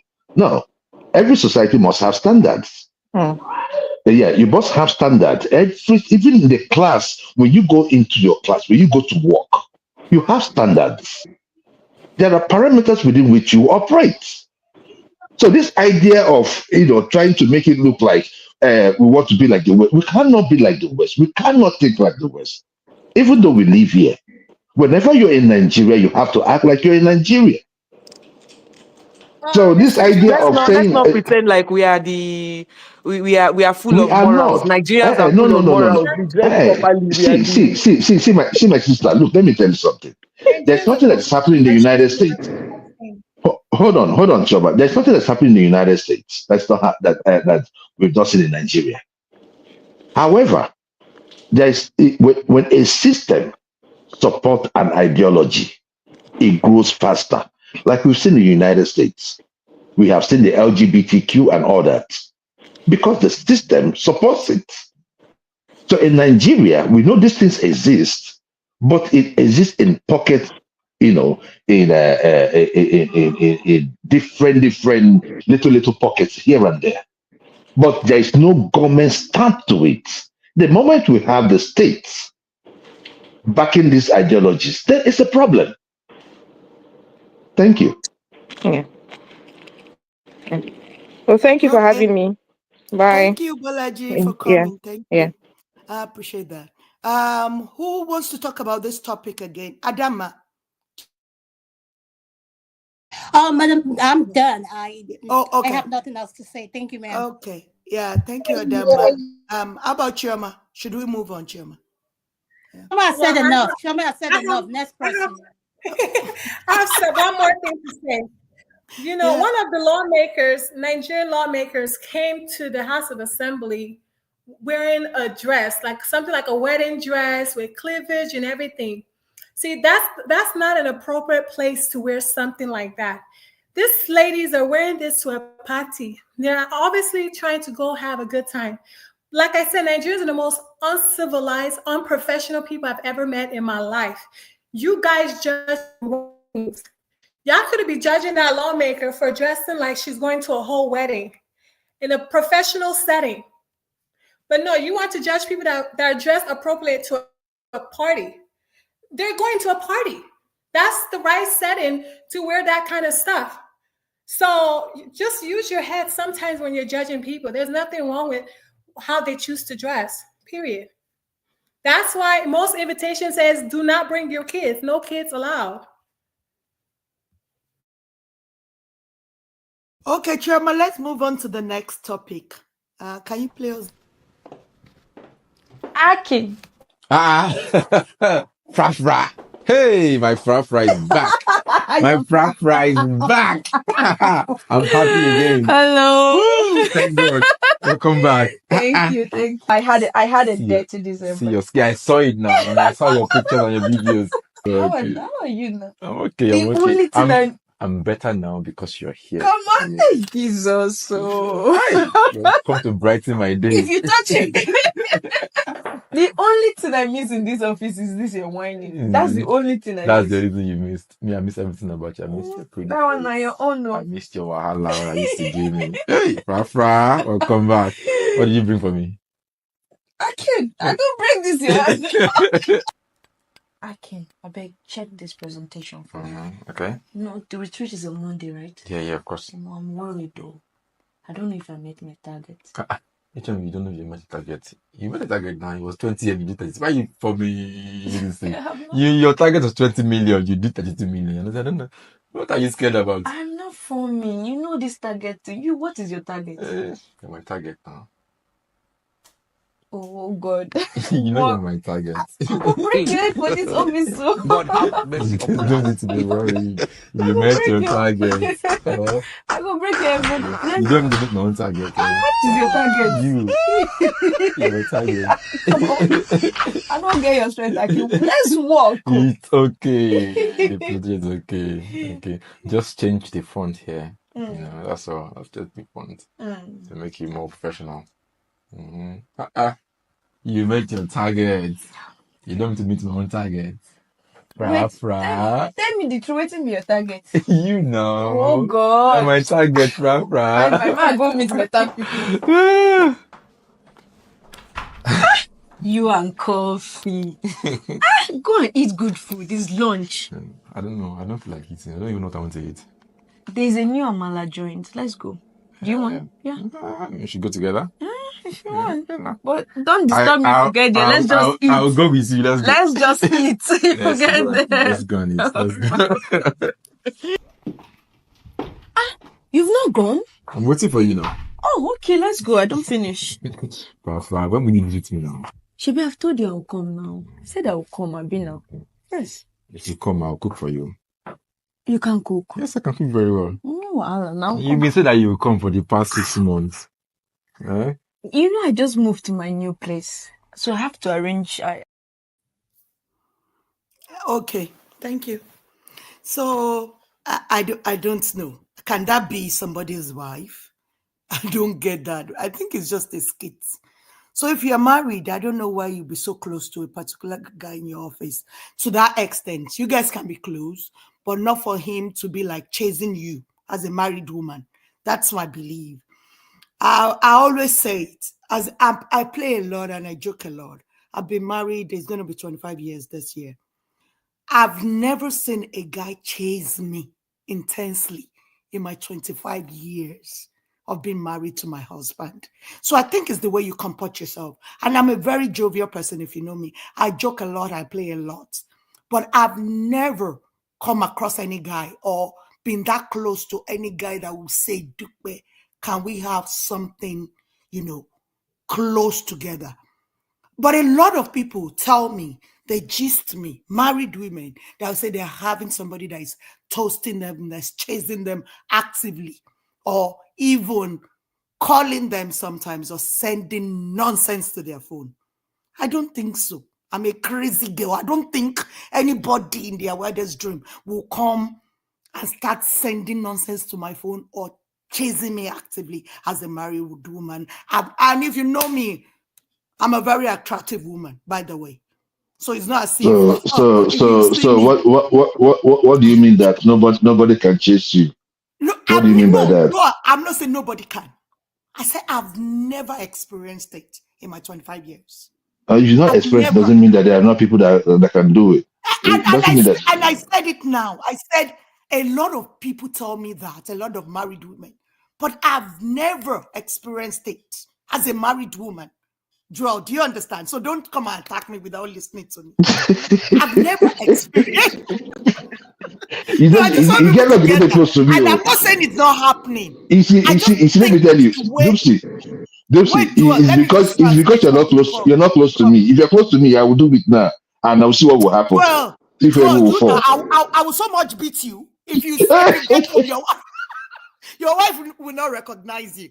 On a more serious note, Joel, I'm just saying, I'm not saying it's not happening. I'm not saying it's impossible. I said it's the way you comport yourself.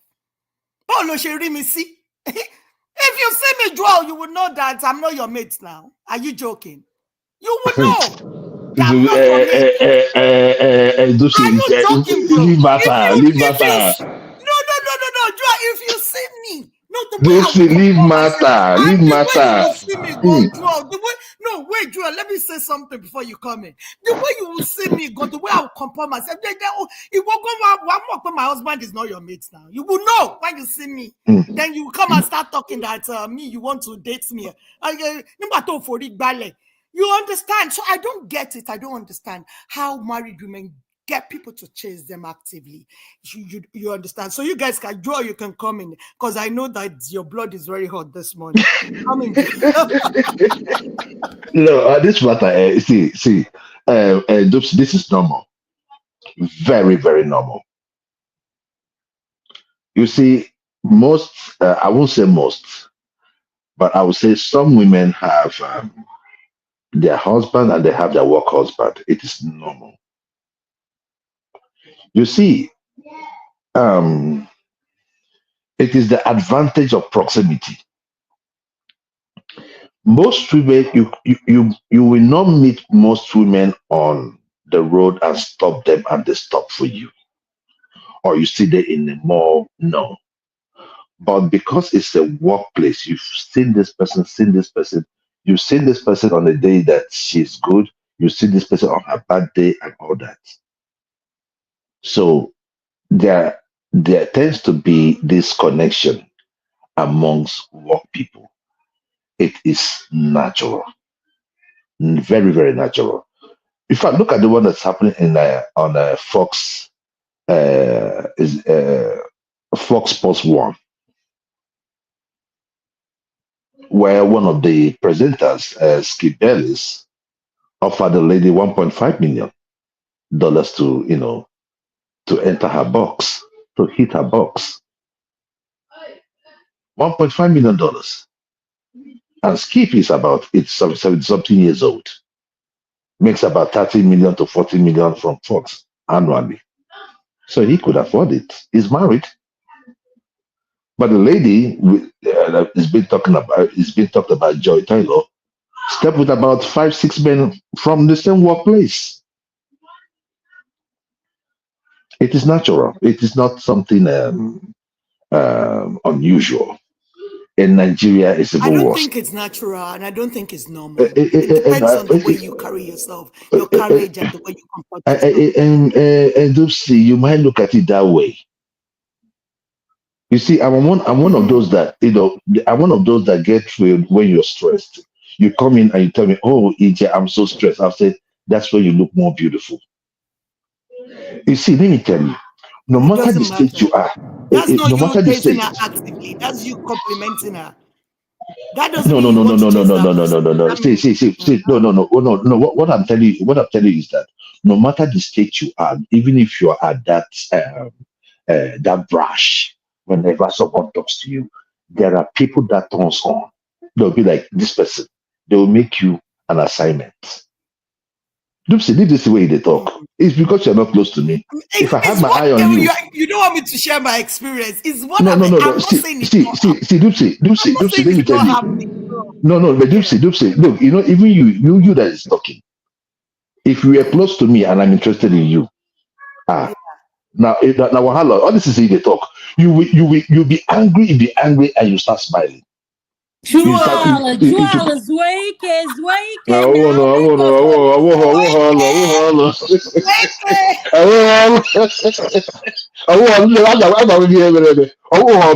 You understand what I'm saying? But this is the thing. I'm just saying that, like, Choma, accepts, women flaunting their boobs as being normal, and this is also something normal at workplace. If you have, if you are disciplined, you may be able to scale through. If you are ambitious, probably you want to get to the next level. Many things can make a lady or a man do something in a workplace. It might be to get to the next level, to get to the next position.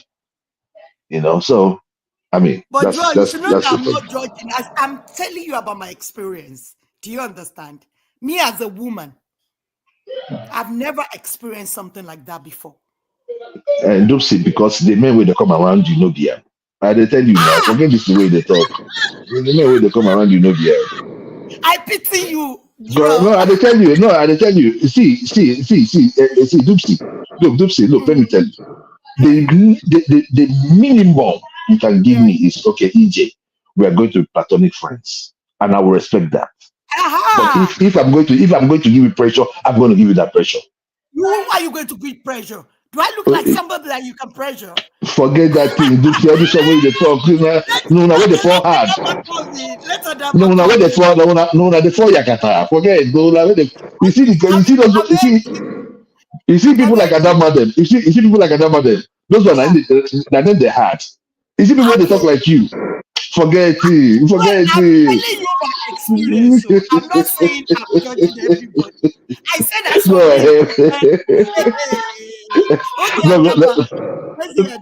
Go ahead. Yeah, I want to say this. I tend to want to agree with you because what he said is so common.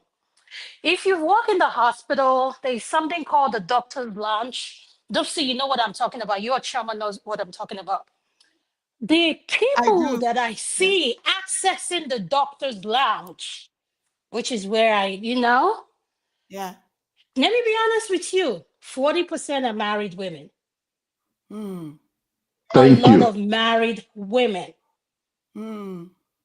Especially, you see those night shift ones? They are the badass. Or the travel ones, the travel nurses. Yeah, or the travel nurses. Oh, trust me. So we just have to be realistic. I'm someone who happened to shop at work. And I'm not telling you guys that it's not happening. No, I'm not. No. We're not saying no. Yes, it's for you because I shopped at work, and that's how I met my husband. I met him in the OR. So, and he's a surgeon. And to be honest with you, men and even doctors, we know what goes on in the lounges and everything. So Joel is so right. The thing is, what I've come to find out is this. Let me be honest and let me say it from when I see and I talk to my colleagues and I say, what's going on with it? People are lacking something one way or the other. And one thing I've come to notice is we have a lot of married people who are lonely. Lonely in their marriage. It's either they're not getting something out of it. And this is what I say. Let me use this phrase. When you ask an African woman, some African women, what's oh, my children comes after my husband. And I'm like, what do you mean your children comes after your husband? Oh, if it's not my children, that marriage will not. You can't tell right there. Something is wrong. Because for me, my husband comes before my children. Because without him, those children would not be there. And I happen to be one of those people that I'm not attached to like, I want to be attached to my partner. If I can have a drink, like if we can do cool things, there's no need of me being with you. So what we just witnessed is people have figured out a way to socialize even while being married. And that place happens to Adama. be. Sorry, Adama. I don't want to break your stride, but I didn't want you to go too far from something you said before I align myself with it. For me as well, my partner, I love my children dearly, but I think my partner first, then the children, but hopefully that decision never to be made. Yeah. Yes, because we need to learn. Marriage is meant for you to enjoy who you are with.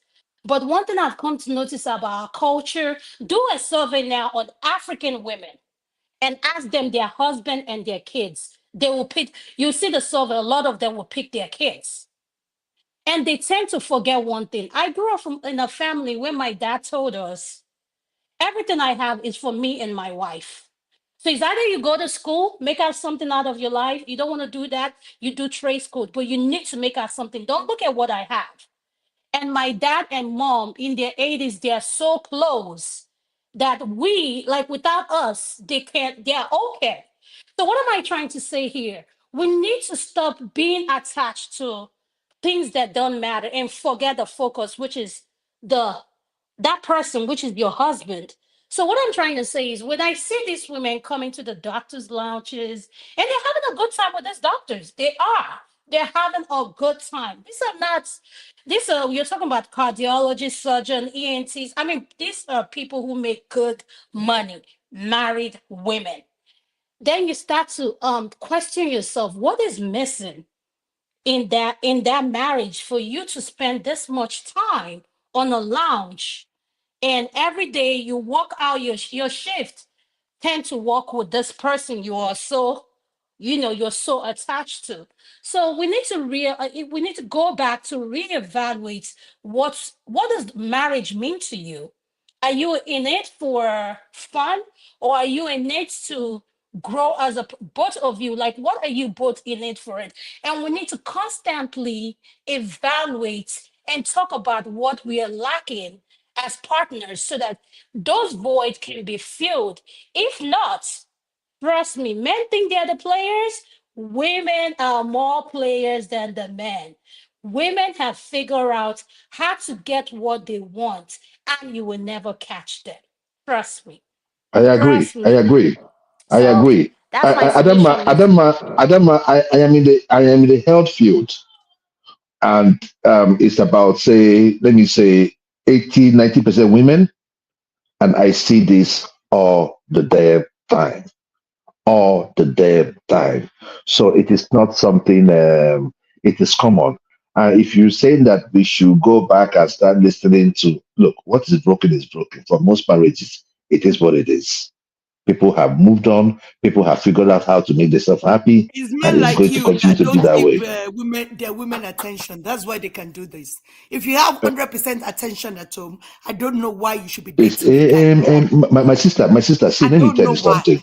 And Dupsy, see, yes, let me tell you, you see, we always make this thing about, like, if you are not giving the person, either way, you're not giving the person attention. Sometimes it's not about the attention. Okay. Sometimes it could also be issues that have to do with, position. Like Adama said, a doctor. If you see how these women what is the big deal about a drew, doctor? Hold on. No, I don't know. I don't know what it is. About a doctor. Hold on now. I don't know what it is, but there is something about the way these nurses flirt with these doctors. It is, look, let me tell you. Look, I'm a nurse, right? They will tell me, my fellow nurses will tell me, they complain. If in fact, when they see a doctor coming, you see the way they will start making their hair, touching their hair if they are looking good. It is natural. It is natural. Is it because so, of the money or because the doctors are attractive? The money, especially those young doctors, and if the doctor is young, therefore people like us too that are male nurses too, we have our card, so when they are the biggest love, the male nurses are the worst. They are the worst. So people like us too, when the doctors have finished eating, the one that remain, it will not drop for the young nurses. But I mean, it is just the way. That's the way it is. Look, even the nursing text, even the nursing. So it is, and they're all married. Most of them are married. No, but most of them are nonsense. married. It's not, it's not nonsense, madam. If you go to Nigeria, it's even worse. If you go to Nigeria, in people here, should take their right? marriages more seriously. That's what I can just say. No, see, Nigerians want to keep their marriages and still play. That is one thing about Nigerians. And that's one thing that is hypocritical about us. I don't like that. If it's not working for you, get out of the marriage. Go and flirt around the way you want to flirt around. Okay, but what you just said now, you said if it's not working for you, get out. Yeah, is it in a culture that supports marriage being together, or in a culture where they say, oh, put up with whatever you're seeing because of your children? So let's be realistic. If we say, if you don't work out, get out. At the same time, the truth is, like I just said, a lot of married people are unhappy. And they don't want to. You see, people are overworked. They spend more time at work than they spend in the house. Then why are you unhappy in your marriage in the first place? That's why I said we need to get back to we need to get back to talking and having honest conversation where women and men can sit at a table. If you know you're married, there's something you're lacking. Mm-hmm. You need to say it. If you see your husband letting go of himself, he starts having pot belly, all that thing. And especially when men who have low ED, testosterone issues, when those things are down, the first thing where they gain weight first is their stomach. It's their stomach. Men cannot handle stress a lot. It shows in their physical attributes. I mean, we have to be honest about that. But some women are so working that they pay attention to the kids that they let go of their spouse. Like, he's grown enough, he can take care of himself. No, you need what should they do to their spouse? They should take him to the gym. This is what you need to do to a man that you guys need to create. No. That's when you say, let's start going to the gym together. Let's start walking on the park. You like riding a bike when I met you. Why how come you're not riding a bike anymore? You initiate things. You make that person a priority. Because one thing I've noticed, women, a lot, like I said, a lot of African women tend to prioritize their kids over their spouse. So we need to go back to the drawing board where we make our spouse a priority. And one thing we'll forget, for me that have older kids, my kids are gone. All I'm looking at is my dog. My 17 years old, she drives. If you see what is in her schedule, my 22 years, she lives in her own house and is a med school. So the point I'm trying to make here is, if you do not have that close relationship with your spouse, once those kids exit and get independence, they are not going to think about you. They are going to start creating their own social circle and their own life. So we need to go back to talking and making each other a priority. Thank you. That's the most important thing in marriage. What are you doing in the marriage if your spouse is not important to you, or if you're not taking care of each other? So I don't get it. I don't know anything about that. I don't even know people that are like that, unfortunately. So me, I'm talking about my own. I'm Madam 25 years. Yeah. Can I have a crack at this? Okay, go ahead. Okay, thank you very much. One man made notice of this show coming up, and I think he did publish what the title would be, or it made mention of it. And you know what, it's been on my mind because I think this is something I've pondered on for a while. I'm looking at a CBS News report. I was familiar with the survey when it came out, actually. This was published in February 22, 2024. And here it says about 47% of this. Now, this is I'm guessing this is North America, okay? Probably more specifically, not America. Let's say America, United States, and maybe not America, okay? So Canada, United States, all right? And it's saying over here that about 46% of individuals have experienced workplace romance since the pandemic. So the pandemic probably finished, let's say 2022. And within the 2-year period, we're looking at a survey that says 46% of respondents in the survey. I'm guessing this survey, being a national survey, must have polled well over 2,500 people. That's usually the standard for statistics. So you're looking about over 2,500 people, probably more, probably 10,000, God knows, I don't know, for them to come to this, conclusion. About 46% of individuals polled. That's a big number. That's near on 50%. And then I'm looking at a survey that says 82% of individuals that have been involved in workplace romance actually don't even come forward about it. They keep it secretive. So that 46%, in reality, if people have been truthful, could be well over 46. It could. It's very common in Nigeria, kind of like, office wife, office husband. I feel it's unprofessional. Fortunately, I don't work in a field where there's a lot of women. And I am heterosexual, so there's no attraction to to men. So but I work in a field where there's probably only less than 10% women, probably even less. I've not checked, but it's not. There's very few women. So maybe I've not. But even then, as an individual, I feel it's inappropriate for you as a man or a woman to be engaged in a relationship in a place of work. Very inappropriate. Very disgusting. It's unprofessional. We do a lot of corporate training every year. And from time to time we do corporate training. We obviously have corruption ones and then all this organizational training stuff. And one of the things that he said is this: it's discouraged, number one.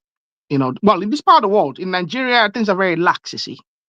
And people sometimes want to climb up the ladder, they want favors and whatnot, so they might engage in this kind of like, it happens everywhere, but I guess in Nigeria it's rather a bit more common. But but one of the things is this, okay? We can't stop you from loving who you're gonna love, okay? However, if that person works with you, you need to report to your line manager so we can do something about it, because you cannot be in the same, conflict of interest and all these things, So, but personally, I think it's inappropriate. I think men should, especially men, should learn to control their emotions. People like Joel. Control their feelings as well. Now, I think in the nursing profession, I have taken notes of it. I have some friends that are nurses, male nurses. My wife's a nurse. I've heard some stories. It's rather because they work long shifts. They probably work in small teams, it can be very social, in the small few minutes they might get to have a chat, or maybe they get maybe 20 minutes to have a chat.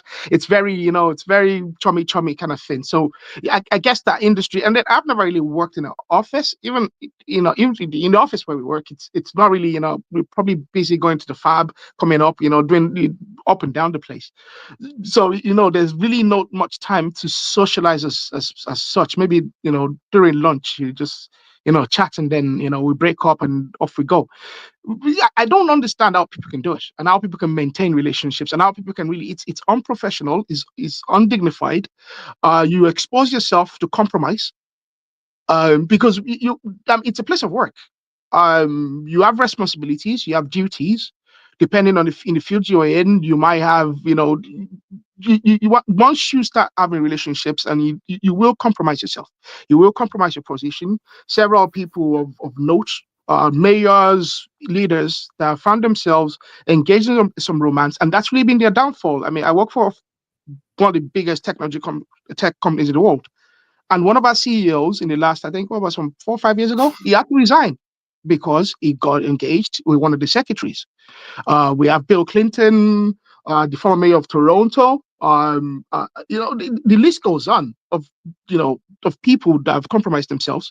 It's inappropriate. You shouldn't have a relation. And if you do, you need to come forward. And there needs to be a system, because in most corporate organizations, they do have a system whereby they might break you up, put that person in a different section, put you over there. You have to come forward. You can't just be having a relationship with someone in your office and you don't, if you want to go forward, it's serious and you want to go forward with it. And this is if you're single. So this is even if you're married, that's out of the question, because that's just flat out inappropriate. Okay. If you're single and you do engage in a romance with someone that you work with, you need to tell your line manager so they can actually do something, take corrective action to make sure that there's no compromise, because it will compromise your duties. You will not be able to focus. That's just it. I don't even have a problem with it when you're single. I don't have a problem with it. I have a problem with it when you are married. When you're single, you're free. You can do whatever you want. But you will be able to focus on work. You will be able to focus on work. You will, because at the end of the day, you're there to work and you're there to be as productive as you can be within limits of, within reason. Okay. But we can find love in different places. It doesn't. You can. Yeah. Okay, but if you're working closely together, okay, within the same unit, I think there should be, there's husbands and wives that work for the same organization, but do they necessarily work for the same? Especially if it's a proper, if it's a small corporate office or it's a small kind of like a mom and pops kind of thing. Yeah, you can have a husband and wife work together or whatnot. But I think when it becomes something more organized, it's just inappropriate. I think it's just it's bound to fail. And it's going to end up in tears for everyone, because when you break up, okay, or if there's a disagreement, okay, you will transfer that, because we are humans. Exactly. We are humans. Exactly. Whatever is going on, you will transfer it to the place of work. Joe says some women shouldn't expose their chest around. How about a married woman dating somebody in a place of work? Is that not more even shameful than exposing your chest? What do you mean? How can a married woman engage in extramarital affairs in our office or in a place of work? What are you talking about that you're saying is normal? What's normal there? What's inappropriate is inappropriate, and it's disgusting. More disgusting than people that are exposing their breasts all around the place. As a married woman, are you not supposed to comport yourself? And I always tell people it's not even compulsory to entangle yourself to another human being in the name of marriage. It's not compulsory at all. If you're not matured in your mind and you're not ready, do not do it. Still, go ahead and philander around. Have multiple partners. It doesn't matter to anybody. But when you said you're committed to a partner, there should be some kind of respect. You look at me like this, you see my husband, Toduro, you just be looking at me that you have slept with me before. Well, I can kill you. You don't understand how it is for some people with dignity. You think it's just fun to be chasing married women around. What kind of a thing is that? I don't understand it in my head. I can't comprehend it. A married woman that puts herself out there. That's what I'm saying. You have to comport yourself. Yeah, so I'm a nurse myself. What's the big deal? I'm a nurse. So why are you saying? But a lot of the women in your profession are out there, I know. And I know that's happening, Aro. I'm not even disputing it. But people should do better. It should be, and it's not, I don't preach marriage, Aro. I'm not saying it's compulsory.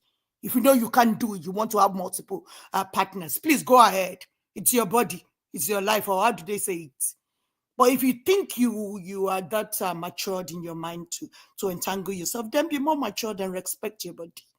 What kind of a thing is that? So somebody will see me and just slap my bum. I don't understand. Let me hear Chioma. Chioma, can you just unmute? Let me hear your position on this. Chioma, the moderator. Beauty law. Okay, woman, uncle. Woman, are you still there? Woman. Both of them are I hope I didn't put everyone to sleep. No, I don't think so. You had a great submission, so I don't think so. So I think we should just still go ahead. Adama, if you still have something to say about this particular topic, or Jewel, if you have anything to say about this particular, because the people that will change the topic for us, they are still sleeping. So whenever they wake up, they will be able to answer us and change the topic. Adama, are you still with us? Yes, let the next person speak. Yeah, I'm busy right now. Okay. Okay. Oh, Choma is there. Choma, go ahead. I called you. I'm not sleeping. I'm listening to you guys because one man that told me to moderate this whole freaking session is putting me on mute. Do not ever put me on mute. If you're gonna give me the moderator, I'm the moderator. I can cut anybody off if I want to, even you too. So don't put me on mute. I don't like that. Yeah, is it my session that you calling freaking section? Your freaking session, yes. Don't put me on mute. Even right now, as I'm talking, do not put me on mute. If you want my opinion, I'm gonna express myself. So you are calling my own session freaking session. This is not a political. It's not true. It's not true. I'm talking to Ahmed. It's not a political session. It's not. We're not talking about Tinubu. This is not too highly intellectual. We're just having a conversation. You don't put people on mute unless they're saying things out of line. Period. If I want to cut off Jewel, I can cut him off. The same thing with Adama. And Adama, you can cut me off too. I don't care. We're having a conversation. Okay, my binu. I'm not mad, but don't do that. Period. Woman, don't do that again. Don't do that again. Don't do that. Don't do that again. Did you hear that? Thank you. I wanted to be petty. I would have left, but because I respect Ms. Dupsy, I decided to be mature and express myself. Okay, thank you. But I'll still beat you whenever I see you. Anyway, go ahead. My butt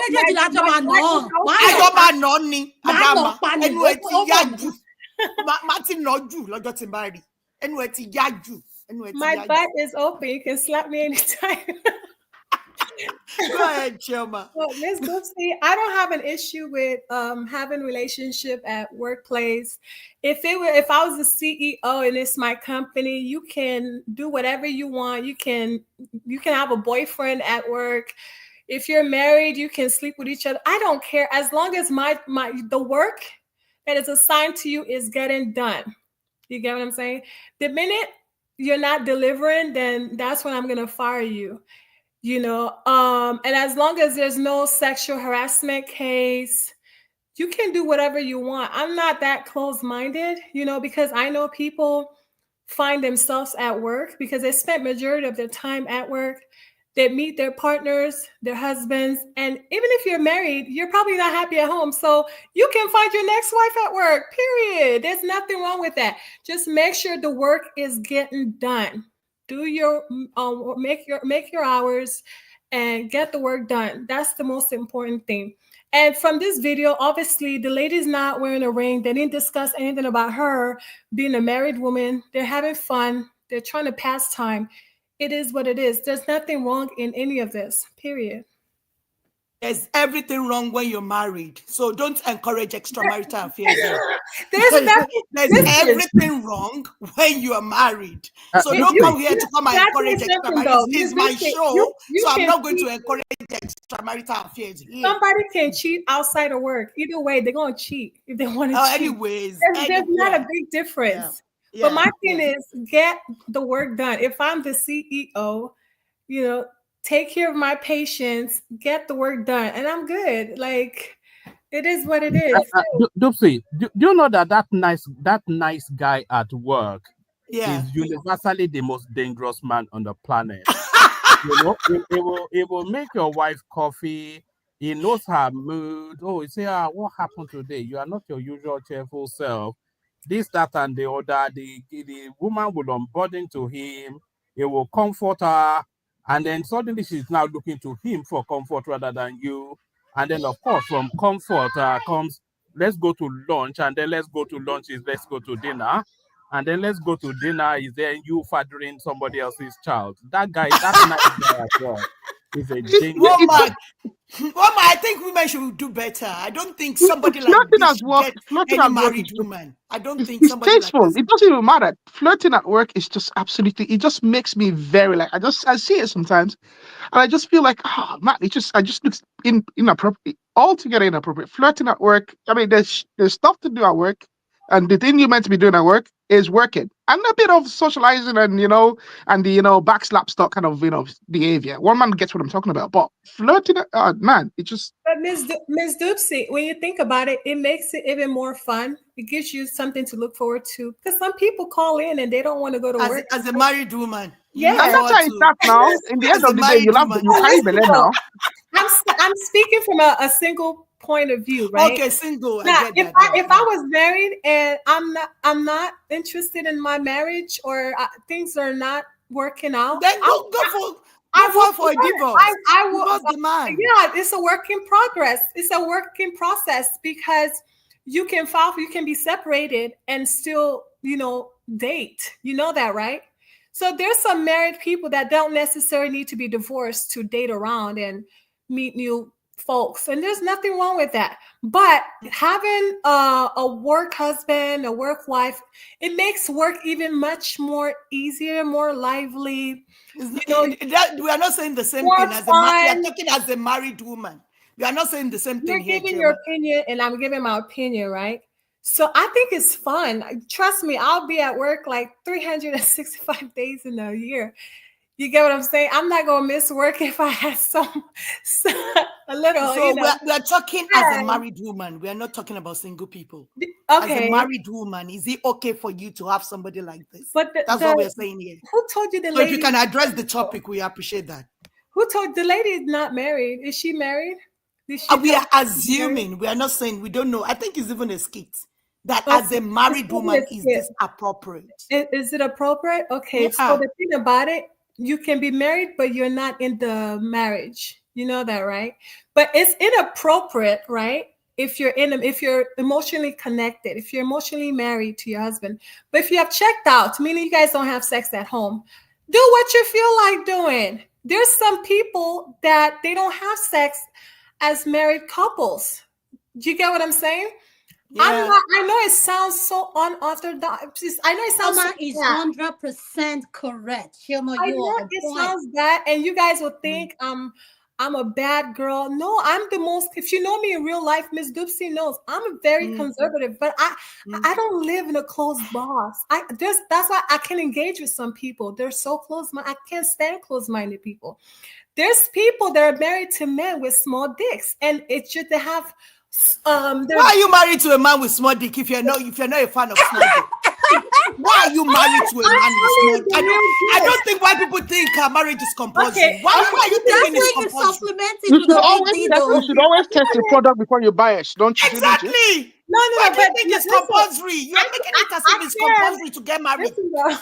There's not compulsory, Chiroma. Why are you there? Why are you in that relationship to a guy that has a small dick?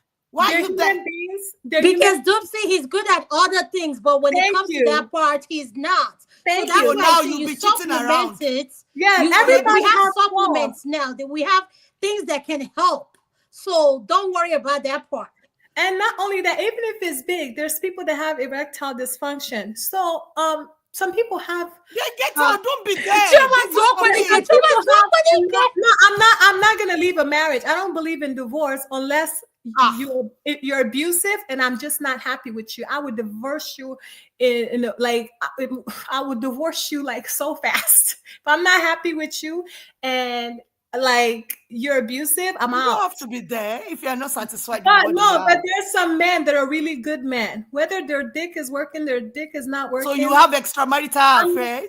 No, listen, though, don't judge. It's not your business what I do, right? I'm just letting you know what other people are doing, right? I am telling you, it don't promote extramarital affairs on my show. That's what I'm telling you why they're doing what they're doing. What are you talking about? When is your turn to be on one man's show? Go and promote extramarital affairs. Promote extramarital affairs on my show. I'm not promoting it, but what I'm saying, right? People have undisclosed understanding. Okay, it's erectile. There's marriages are so different, Ms. Dupsy. right? So many people's marriage are so different. They have open marriage. So I want you to be open-minded and see where I'm coming from, right? It's not good. I mean, you have the same conservative value. It's not good. But there's some men and women, they're really good people. Just because they have erectile dysfunction doesn't mean you have to leave the marriage. But you have to understand there's some things they're doing behind the scenes. Man, always do DNA. Oh, this one I don't understand. Always do DNA. Don't let them go and bring baby. Oh, Tony, because this one I don't get. I'm not talking about me, though. I'm telling you what other people are doing, and I'm giving you the reasons behind their actions. So they're having work relationship, they're flirting, even if they're married, because they're just not happy. There's something going on, behind the scenes. So it is. If you are not happy, this life is too short. Get out of the marriage. No, no, I can't leave. If I'm not happy, I'll leave. But if you're a good man and your thing is not working, I'm still gonna be in the marriage. And that's the kind of person I am. I don't leave a man because of his package. I don't marry people because of stuff like that. I love good men. But you still like sex. I will leave you. Like good sex, so you find it somewhere else. No, I will file for divorce if you're abusive and if I'm not happy with you. You get my point.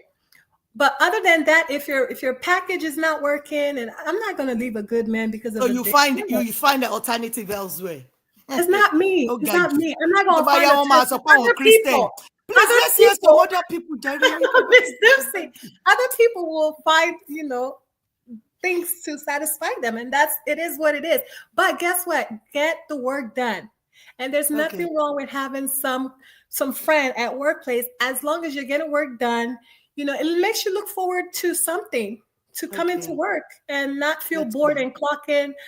I'm calling in and say, I can't make it to work. You have your friends at work. People have long-term friendships at work with, other friendship. They are sleeping with you.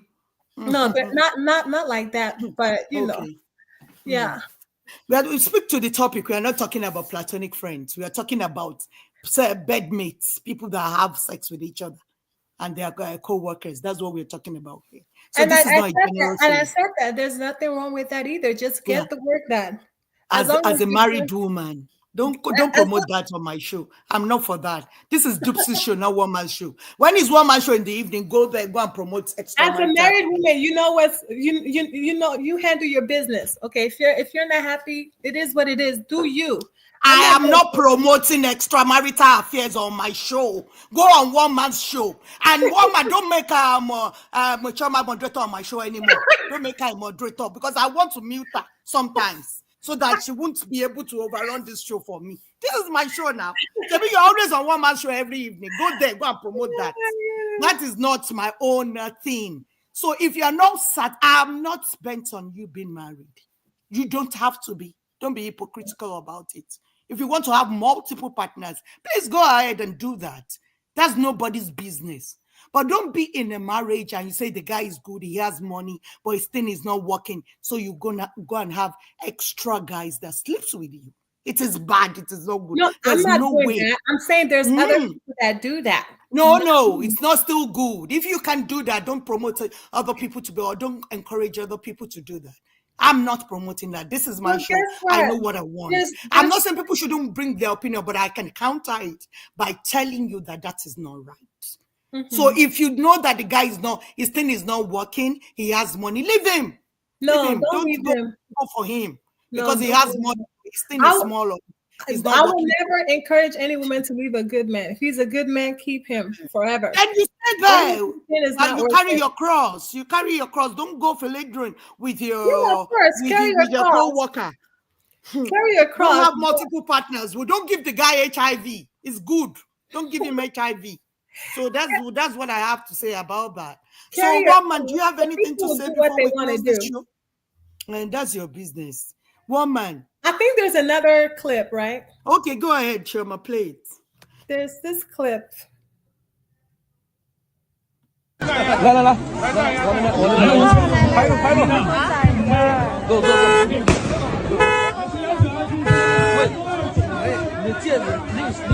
painting.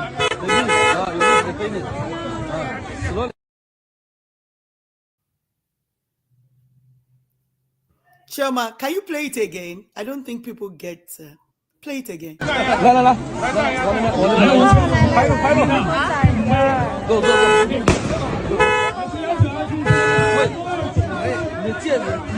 Links, the pinning. The links. You missed the pinning. Slowly.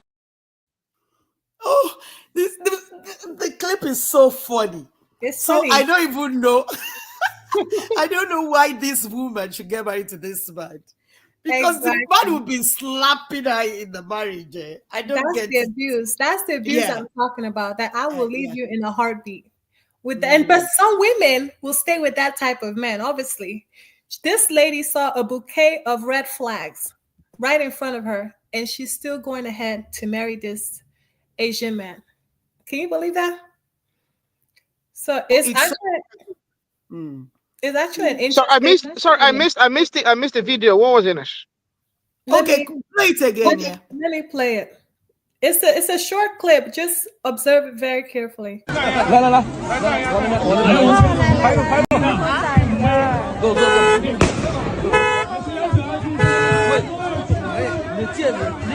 Links, the pinning. The links. You missed the pinning. Slowly.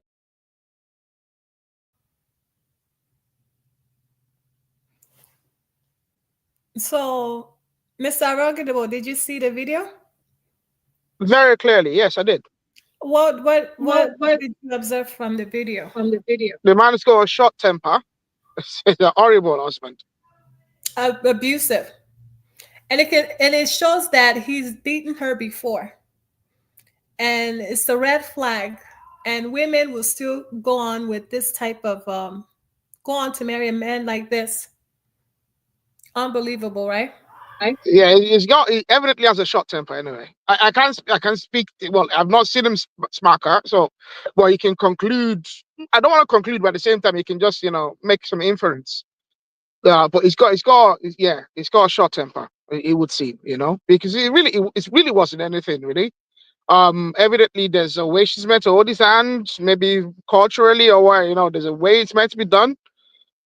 He could have easily corrected her without actually, being so it's rather inappropriate, he didn't seem to care that I was in public as well. That's the other thing, he didn't even disguise his, yeah. That's a very big sign of abusive men. The way I hate abusive men, oh my goodness. And I know the word hate is a strong word, but I genuinely hate abusive men. That is like like. What about abusive women? You don't have a problem with abusive women? I mean, it's rare. It's rare. Really? Are you certain? It's rare, but abuse should not be tolerated by anyone. It's not rare. It's not rare. It's a lot of abusive women. Yeah. Abusive women are out there, man. To be frank, they are out there.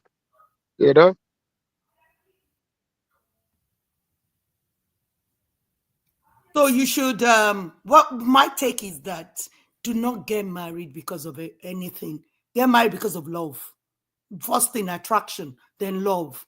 So don't say because the guy is nice, he has money, he has small penis, you go and start feeling going around. It's bad. And it's the same energy when the guy is abusive. Do not. It's not, you shouldn't do it. That somebody in my office will be consoling me, but they will be slapping me at home. Then I can actually adapt to that, get used to that. You are not normal. Do you know the research now about these people that are abusive? The people that are abusing you, they are not as mad as you that you are being abused. You are more insane than that person that is abusing you. That you can stay there because of money or because the guy is a nice guy or whatever Chema, painted it to be like. If you're not comfortable with certain things, do not find comfort elsewhere. It's not right. It's not good. So because your husband is slapping you, then you should get an office husband that is pampering you. And then you'll be able to cope with that kind of life. I don't think you're normal in your head. If they do a brain scan for that kind of person, that person will get some certain kind of scars in their brain. So I don't think you're okay. So get married when you're comfortable with the man 100%. Sexually, his behavior, and maybe if you like money financially too. Don't go and say because you want to manage this person, you're looking for you know, somebody to console you outside. You're not normal. You're not okay. In my own mind, let's have a serious talk. Mm-hmm. Let's have a serious talk, like Adama would suggest, right? Uh-huh. You know, erectile dysfunction happen over time, right? But there's always solution to that. You don't know. Yeah, has a lot of solution. I know that, but it's not something that has to be permanent. Yeah, but a small package, right, is forever. Like you notice it from the first day, right? But if the person is a good man to you, right, would you be with that person, or would that be a big issue, like a big no for you? Is that a deal breaker? A man with a small package? It is a deal breaker, yeah. For me, not for everybody. Some girls can actually manage it without cheating on their man. But so I asked that question again. Could you repeat that question? I missed. So I was saying that erectile dysfunction, it happens like over time as a man get older. And Miss Stoopsy said, yeah, there's solution, like medicine for it. But men with small package, it's like they're born with it. You know, it's a natural thing. And then I asked Miss Stoopsy, would you leave a good man, even though he has a small package? I mean, I told her, would you be with a good man, even though he has a small package? She said no. It's a deal breaker for her. Yeah. No, that's why I always encourage test drive before you buy the car, buy whatever. And nobody is saying they're not going to test drive. I think it's normal for you to test drive. Why are you preaching that? So yes, that's normal. That's normal for everybody to test drive. I encourage test drive. For me, Chioma, it's going to be a no, because that part I can't help you with it. And me, it would be a no. No, I can't. So how about those people that are like Christian, that have Christian values, right? And they believe in no sex before marriage, like they believe in courtship. How would you judge that? They believe their Christian values means that we're not good. There's nothing till we get married, right? Yes. I'm not the girl for you. They get that in their holy book. Please. I'm not looking for a pastor. So please, where did they get that in their holy book? Is it written in their holy book? Ms. Zoopsy, Timmy believes in no sex before marriage. Remember? Timmy. Yes. Let me believe, and that can't happen. You know that already. That can happen. Ask him now. Is he still doing that? I can tell him to come into the studio. Is he still doing that? So for those people that they don't believe in sex before marriage, right? So they have to deal with that. You get my point? You know? But my thing is, I feel like if you're a good man, we shouldn't judge based on your package is too small and all that. You know? But Chioma, you said before marriage, but you can actually look now before marriage. Can't you look? Don't you? There are not that many good men out there, right? No, I'm saying, are you not allowed to look? Even if there's no sex, are you not allowed to look at all? You can look, right? You can look, right? But intimacy is just that, right? There's nothing like a good man, Ms. Doopsy, and a good woman. You know that.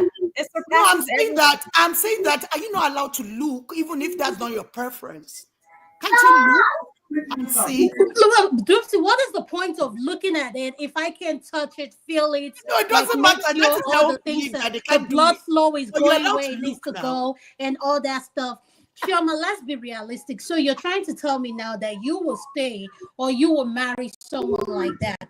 Good for you. It goes down to preference. But for me, yes, you're very good in all that stuff. Let's be realistic. If I get married and I stuck on the day of the performance and it's not what I expect it to be, I'm stuck with you, right? Because we're married, right? Mm-hmm. So you expect me to stay committed to you and just act like everything is okay, right? So that is a big factor for you, a big package. And you're saying let's be realistic, but the reality is a lot of men don't have big package. It's not about being back. You have to have the package, and you have to know how to work it. Yeah. I don't even think I don't know the kind of package. You have to say the length so that we know the length you're talking about. Don't see. Yes, now. Yes, now. No, we're not going to go to that extreme. But the one that fits your yeah.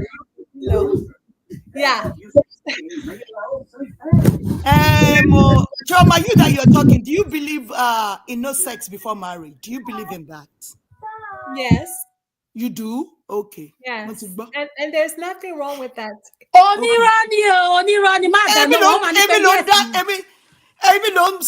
Adama, are you talking? You want to tell me about Chioma? No. Hey. You guys don't know me. Why are you like this? You only see me on the platform, but you don't know me for real, you know? I saw it's on the platform that I know you. It's on the platform. But because the reality is there's just some things that you might deem as important. And to me, I don't see it as important. We are talking about, do you believe in sex before marriage? They should not deem important. Dupsy, thank you. It's acting like she has amnesia now. Do you understand the question? I believe in sex before marriage, and I also believe you can explore each. And I also believe I can have it both ways. Depending on what my partner prefers, right? So it depends on what you want in your relationship. Because a foundation is very important. So if he's like free-minded and wants to do it before then like maybe 6 months before marriage, you can explore each other romantically, right? However, if you don't want it at all, then that's fine. I support that. No sex before marriage. So have you ever bought a car before in your life? Yes. Yes, I purchased two cars cash. Because they will tell you to test run. They will just tell you to test first. Because it's dangerous properly. It's not always the truth, because I purchased a car from Europe, and they have to ship it to the US. So I never drive it. It was brand new at the time. Okay, so you didn't even test it before you drive it. I don't even know why you're. And it was running fine. What kind of car is that is not sold where you are? I don't get that. It was a Mercedes. Mercedes is all over the place. All over the place. So what are you talking about? Mercedes is all over the place. What are you talking about here? She didn't test drive the car she bought now. She just bought the model. I mean, if you're buying a car that is being spec'd and being built, you won't see the exact car you end up buying. I get what she's saying, but I don't agree with she's saying that that kind of car won't be here. I don't get that. I don't understand. Yeah, no, but you know, if you buy a new car, okay, you go to the dealership, all right, you will see a model that's similar, but that won't be your car. You might, especially if you get in a big. Of course, but you understand the way it runs. You understand it already. The same now. Is it not the same? No, Jace, no. Every car is different. Every car is individual. But Choma, don't try to test drive before you buy, yo. I don't believe in test. So you test before you buy. Why would you test before you buy? Raise down. Why? Why should you not test drive before you buy and not go and put yourself? Because at the end of the day, because I've seen people that do all this and no sex before marriage, it never really works out, in my opinion, because they get disappointed. You know, sex is sweet. You know, it's very enjoyable, and so people don't think they like it as much as they'll actually end up enjoying it. You know. People that don't do that much sex, when they start, they go dagger for it, you know. And if you don't test drive before you start, both of you might not be at the same level. So one of you might really enjoy it more than the other person's a bit more lax about it. Test drive properly, understand each other. Know that you have the same notions about where you want to go, sexually. Once you're in agreement, then you're good to go, you know. So don't do all this no sex for marriage. It doesn't, it ends in tears, test and where, So thank you, Aaron. Chioma, I have a question for you, and Dupsy too. You can come into this. Anyone can come in. Chioma, looks over money, which one do you prefer? Physical looks over money. Finances, which one do you prefer?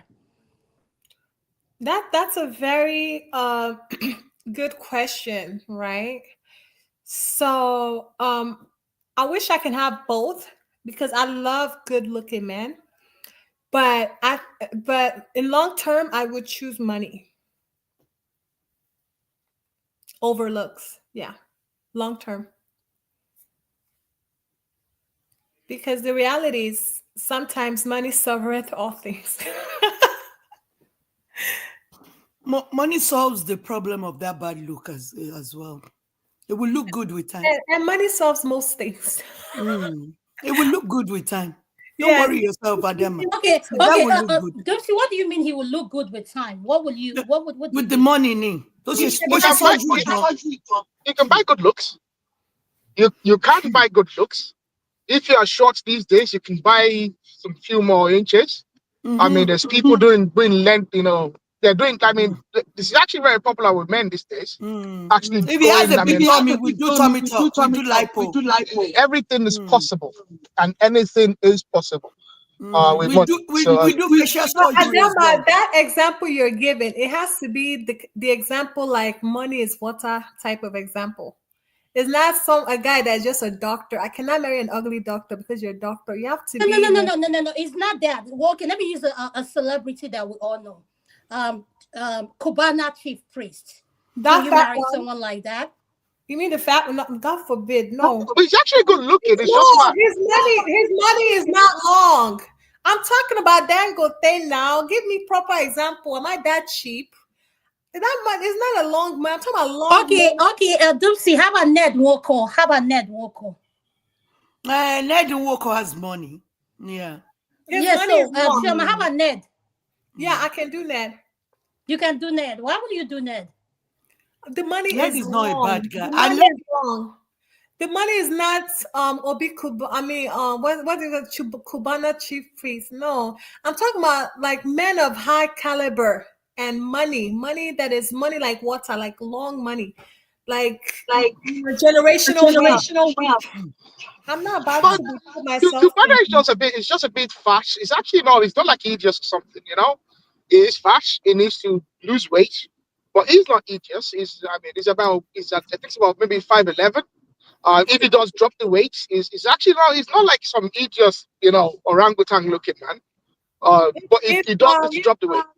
If Cubana chief priest is of the same caliber of someone like Dangote or Ned Nwoko, I'll say okay, that's generational wealth. Not EFCC come and arrest him. Those small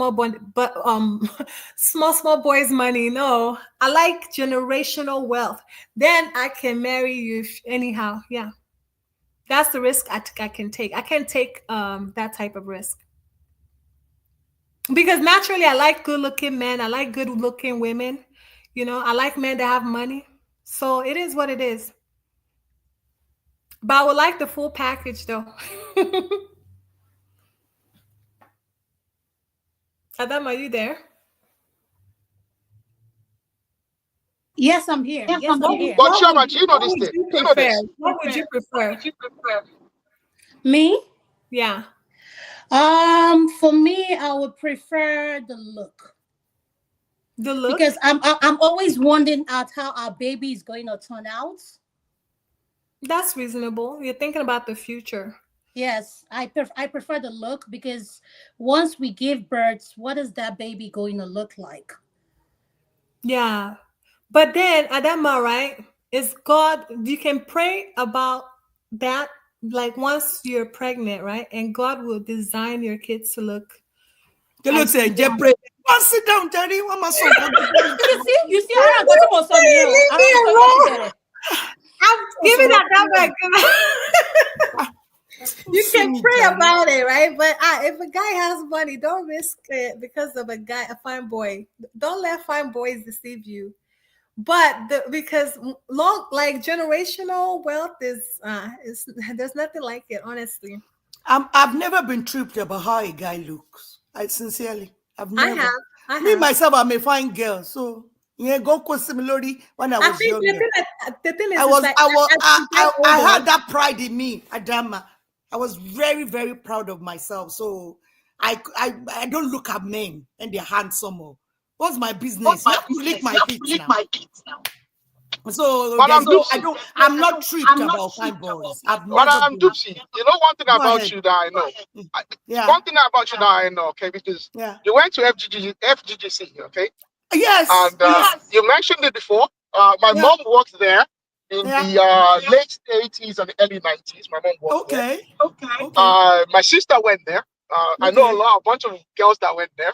A bit older. So I know what you guys are like. You know, you guys do yourself a lot. Exactly. So I'm not surprised, but at the same time, you know, because I know a few FGC, you know, my sister's friends and whatnot, and a few ones older than my sister. But to be frank, they do tend to go for high value men. Exactly. Confidence is top notch, Amro. Like a fine boy. What's my holy? My foot. Fine boy should lick my feet. I don't have time for that. You have to just look at me and worship me first. Then I'll be able to look at your face. I don't see men and start drooling over them. Oh, Adama, I'm not that kind of a woman. Okay, so Dupsy, I think you're saying this now. Yes, we are. Yes, we're older. I mean, speak from your younger version. Yeah, that's what. Older. And Aro just told you about my background now. Do you understand? I'm talking about my younger years. I don't even look at men again. Do you understand? I'm talking about my younger years. Adama, I've never been tripped with fine boys. I've never, even if you're a fine boy, like you'll be toasting me and I'll be distracted, doing some other things. I'm not listening. I'm not listening. Because then I tell you, we are both proud. We have the pride. So you have to calm down before you can get my attention. You never had a crush in like high school or elementary school? I never had what? Choma, can you say that? Like again? A crush, like a boy crush. Like of course you would have, yeah. There would be a crush, but that guy would never know. Choma. If they tell you to pay, one of Dupsy's crush happens to be Flavor. She loves Flavor. Who's Flavor? She the singer. Hey now. But most of those guys, Okomo, Shisheo, Choma, Madama, all those Flavor with big muscles. You know they are always on steroids. Miss Dupsy, everybody. No, I'm not really tripped with guys like that because most of them always have ER. Yeah, ED rather. Dupsy, how do you know? Do you see these? No, it's due to the steroids they take for their muscles. How do you got the 30 packs, not 20 packs? Yeah, 30 packs. Yeah, but it's not always steroids. It's protein shakes, and they take a lot of protein. It's not all of them because it takes time when you build yourself with protein shakes and all that. It takes time, Choma, but they want it immediately. So most of them, the down below is not really working like that. So I've never been tripped with guys like that. Yeah, you know that candy to the eyes. So Ms. Dupsy, you see how we're all different. Me and Adama, you know, we can be tripped with guys like that, right? It's good. You know, but when reality sets in, you think about it, you know, I think for me the most important thing is, are you financially stable? Which is and good. Are you a good man? I love that too. Yeah. But I can't, because if you're someone like Cubana Peace Crease or whatever, what's that? Obi Cuban. I can't marry people like that. I like men that their money comes from something that everybody knew. Okay, this is the CEO of this. It's a generational wealth. Or so you're talking about people like Tony, Amelu. People like that. We know where your money comes from. Your money comes Wait. Let me correct this. Let me correct this notion, okay? Tony Elumelu, to the best of my knowledge, yes, it comes from a middle lower class family. Well, he's the first person in his family to be particularly wealthy. Okay, Tony, I'm speaking of. Quite a lot of this. I mean, Ghana is a young man. So there's no generational wealth when it comes to generational wealth. It's not very refined. A lot of the people that people claim to be generational wealth, they're not really generationally wealthy. It's just that they've been wealthy for a substantial number of years. Razak Okoya cannot be described as generational wealth. Okay, his mother sold clothes. Yes, she was okay. She was a notable socialite. But Razak is the first person to be a multimillionaire in dollars in his family. His children would inherit that. They can then claim to be generationally wealthy.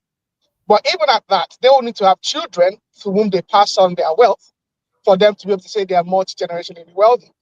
However, these people have been wealthy for a very long time. You and me can't speak about how they started. Okay, So, right? that's so. So Chief is starting his life. Okay, he's young, he's not refined, but he can come to refine himself. Do you get what I mean? When he does get refined as he grows older, and he is able to maintain his life and maintain his business, and increase his business and improve his business, 20, 30, 40 years down the line, no one's going to be saying, oh, it will be somebody. It will be somebody of note if he can manage to do things the right way. So that's it. This world, I know this attraction to multi-generational wealth, I don't get it. Maybe it's because I've seen it and I don't see much in it. I agree. I don't romanticize all this wealth stuff. I don't. It doesn't have to be generational wealth, but we need to know that your money comes from something of value, like substance. You have an actual. But all of them still now. Dangote, Lumelu, they all still. Chioma, can I tell you this? They all still. So there's no big deal. These people, Chioma, can I tell you for fact? Okay. About the other ones, like Chioma, let me tell you something. Let me tell you something, okay? And I'm telling you this because I know. Mm-hmm. Okay, quite a lot of these people that you people look up, I know their story because they're either friends of my uncles, friends of my cousins, my own family, very well off, well-to-do. Okay, if you know the story of many people, all right, you will understand that there's really nothing very, very fancy about it. All right, if people sat you down and told you their story, the entirety of it, there's nothing glamorous about it. That's really fine. Everybody has a story, right? But she asked me a simple question. Would you go for a good-looking man or would you go for a guy with money? I said, I would go for a guy with money, but it's not just regular doctor money or regular businessman's money. I'm going for the type of generational wealth, rich, like different level money. You get what I'm saying? So that's all I said. But Tony only had $1 million in 1994. Probably less. It's still in your professor started. This your professor now is coming out. Rather than going for those people. You know this AI is here, right? Oh, okay. AI is here. A professional is working hard for his money. So it's more stable than all this Tony and Lumedu that are stealing the commonwealth of our country. Do you understand, Chioma? So stop hyping them over professionals. So when you talk about I'm not talking about regular. No. She's like, are you gonna she was talking about if it's the fat person, right? Like a big. No. I'm not even talking about fat here. We're talking about. The way you're saying it as if you're not talking about regular doctor. A doctor works for his money. He works for his money, so his money is more stable because he's a professional. I cannot marry an ugly doctor. That's what I'm. Because she asked me, Adama, didn't you ask me if I would go for looks? Yeah, I said looks or money. Which one would you prefer? And she said money. Money. And then you gave me an example. You say, how about someone like Cubana Chief Priest? Cubana Chief. I'm not attracted to that type of guy. His face is not even my type. I can't be waking up to that every morning, right? And Chioma, what I'm saying is that if he has okay, Chioma, how about Adam or Shomole? Kulasa wants me to ask you, how about Adams or Shomole? He has long money. Yes, I can. That's what I'm saying. Jesus, Chioma. I'm telling you, you guys get into the reality, right? I love good-looking men. I think I told you, right? I told you. Yes. But the reality is, at my age, I would settle for someone that is super wealthy. I won't settle for Cubana Q Priest. I don't even know his name. That's why I don't rate those type of. Let me tell you something. Cubana Chief Priest, Obi Cubana, E-Money, Tony Elumelu, Tedola, they're all in the same bracket because they're all stealing our commonwealth. So go for an ugly doctor. I support what you're saying. Rather go for an ugly doctor that his money is more stable and his professional is working hard for his freaking money than go for So Dupsy, will you go for a Shomole? Will you go for a Shomole? Yes, I can go for Shomole. Thank you. Do see in the morning when you turn around. Do Miss Dupsy just made my point. Stop it. Miss Dupsy, you just made my point. Because you know his money is on a legit. professional. That I would rather go for an ugly doctor than Oshiomhole. But if I can't find an ugly doctor, I will go for Oshiomhole. Doctor's money. Yeah, but doctors, I cannot be with an ugly doctor because why? Because I can make the same money Why? he makes. Trauma, I can make the same money he makes. You can't make the same money he makes. You know when someone make the marries same you, money they'll he marry makes. you so that you can add to what they have. So you guys can build something together. And now you just paying attention you to can't what they make the have. same money that he makes.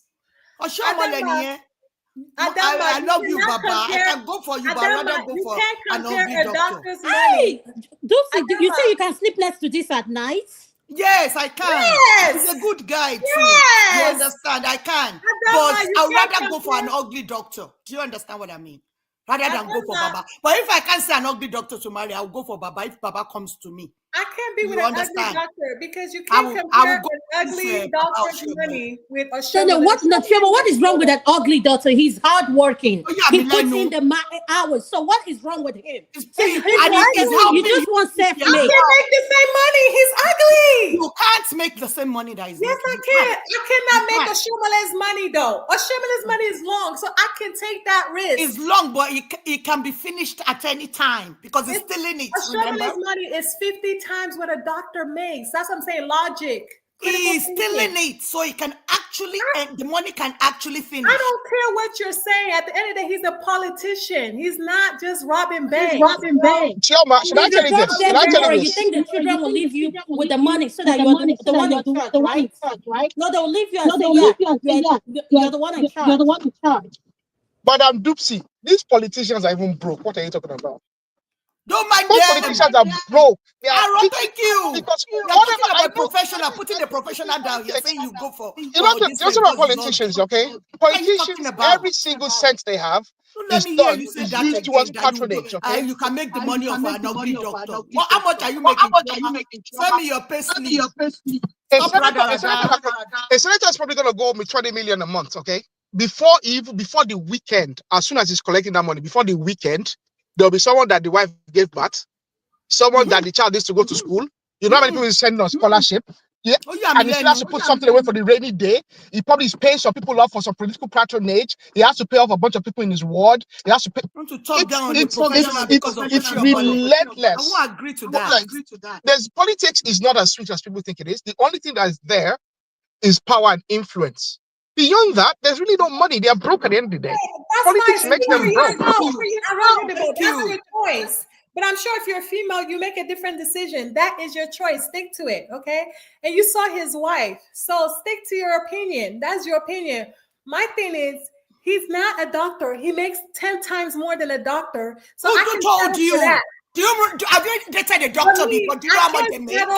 No, I can marry a doctor. You don't get it, but he cannot be ugly. Don't even compare a doctor to Oshiomhole. Don't ever. If compare Oshiomhole doctor was to a doctor, Oshiomhole. I can't be with Oshiomhole if he was a doctor. You see where I'm coming from now, Mr. Well, wait, Bukola Saraki is a doctor. And Chris I Ngige eat is a with doctor my as well. eyes first before anything else, so I can't marry Oshiomhole. I don't care how much money you have. I'm sorry. Oshiomhole's money is long. You guys don't. And it's not long. Oshiomhole's money is not long. Chioma, Why did you say you can marry someone like Oshiomhole's money is Now, not long. the guy that is long goal, the guy's money is long goal. I would rather go for an ugly doctor than go for Oshiomhole. But if I Don't don't say see an ugly doctor, I'll go with what you just said. Baba. I'd rather go for an ugly doctor. At least I know he's in the field of medicine. So And if he's I tell stable. him His go money is tweak more something stable, in his Adama. body, His money he is will more agree stable. to it. He will agree And to you can't it. make his money, by the way. You guys are so fake. You can't make his money, by the way. That ugly doctor. But if I Can can say ugly doctor we to bring marry, Miss AI in? Miss AI, welcome to the show, man. AI, sorry about that for our Welcome, Miss disruption. AI, go ahead. And I well done, though. Thank you, my sister. Happy New Year to you. Happy New Year. Happy New Year to all of you. So you people are dragging whose money stays longer. Well, no, Miss AI, can you answer this question? Do you prefer a nice-looking guy or money? Which one do you prefer? In the first place, I will tell you what I prefer before you talk about the personality. I love money. So I will always go for somebody who has money, at least enough to take care of me. Okay? But when it comes to money, the argument you guys are putting up is not substantial in the sense that money has a reason to stay. A man you met today that is extremely wealthy might be poor in the next 10 years. So when I see people arguing that money or wealth is not generational, I agree. But they should also understand that wealth is hereditary. Somebody will ask, what do you mean by that? Do you mean when somebody is rich, the children will inherit it? No, that's not what I mean. When you say wealth is hereditary, it means that for every family on earth, there are some families that are designed to be wealthy.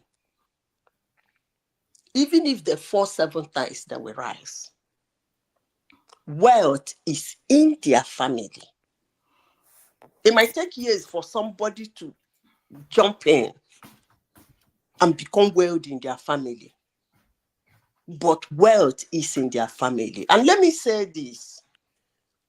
Wealth is something that is extremely jealous. It comes once in one's life. Go and ask any wealthy man. He will tell you, this is when I made my hit.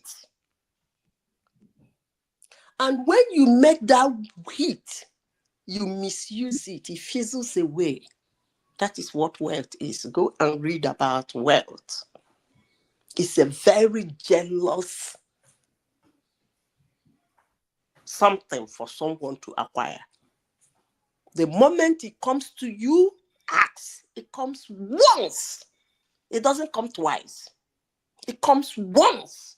The moment you enter, you pet it, you romance it, you kiss it, you love it, you grow it, you pet it. Before you know it, it will see you and your existence as a place to inhabit. So when I see some women, they say, I want to marry a wealthy man. I don't really know what they mean by that. Is it the physical wealth you are seeing because you met a man who can buy you a car, give you the amount of money you want, any amount you mention, he will give you. But you don't want to see how that wealth is going. Is it something that is going to last? So marrying a wealthy person is not just marrying a wealthy person. You should know the kind of wealthy person you want to marry.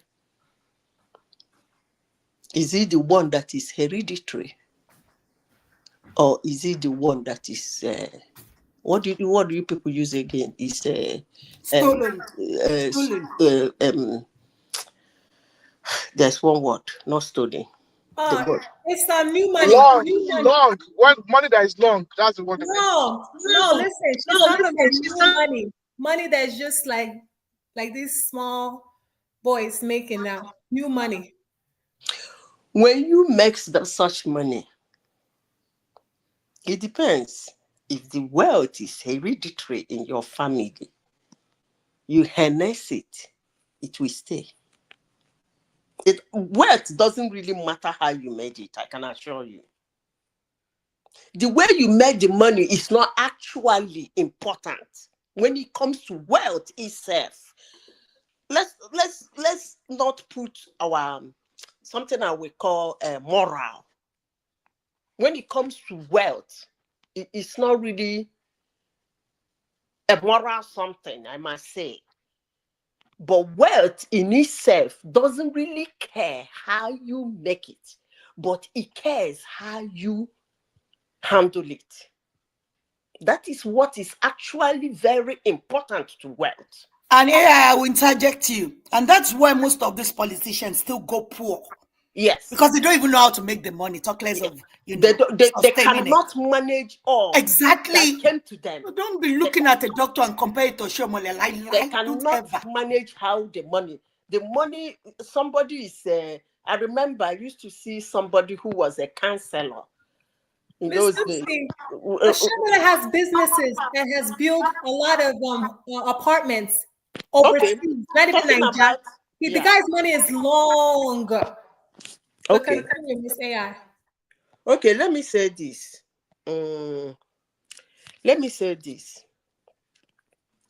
If you have a source of wealth that keep coming, and then you have businesses, and then you have this source of wealth you used to keep, keeping the business moving. When that source of wealth goes, like now you're talking about Oshiomhole having businesses, he's still in politics. How we know whether Oshiomhole truly have businesses when he's out of politics?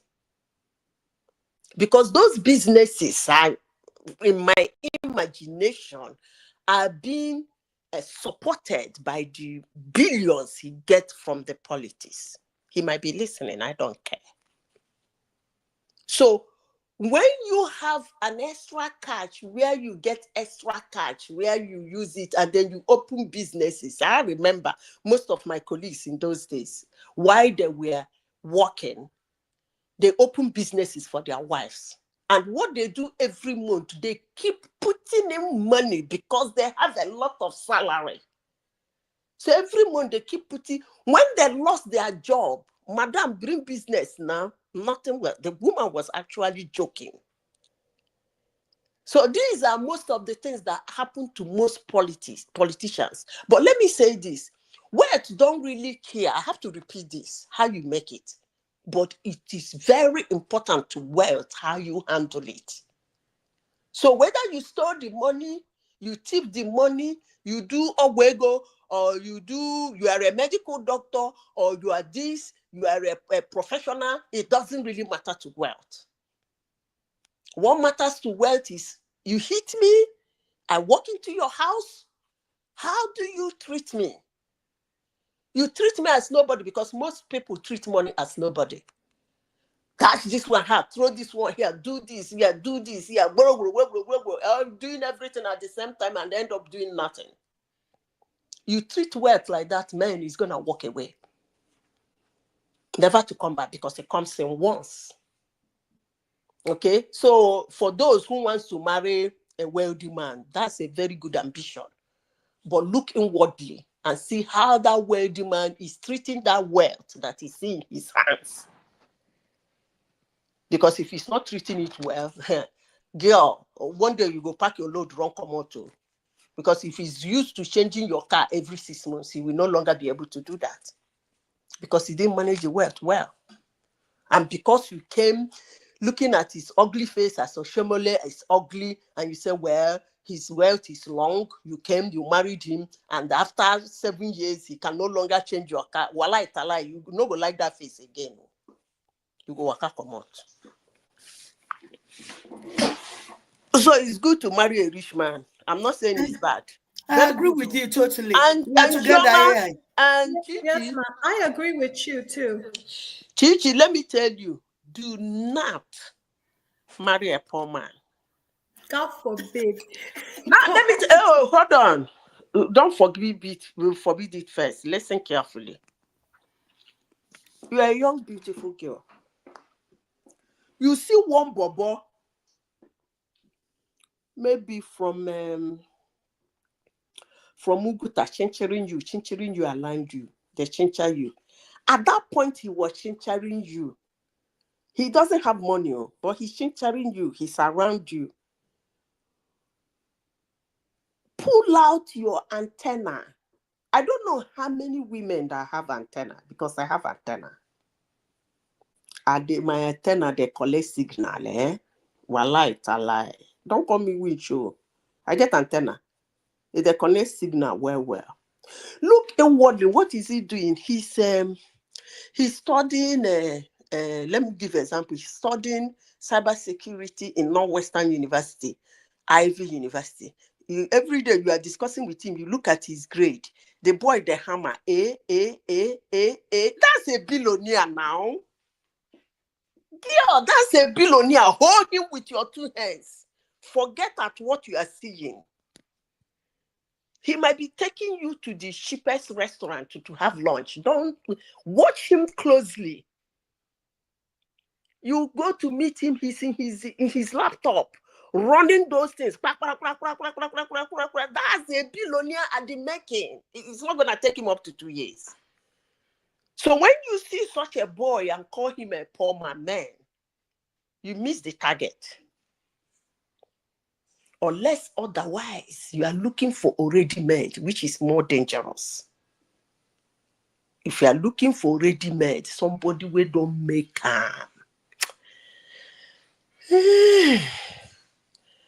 that one, you cannot control the wealth. But this one, you can.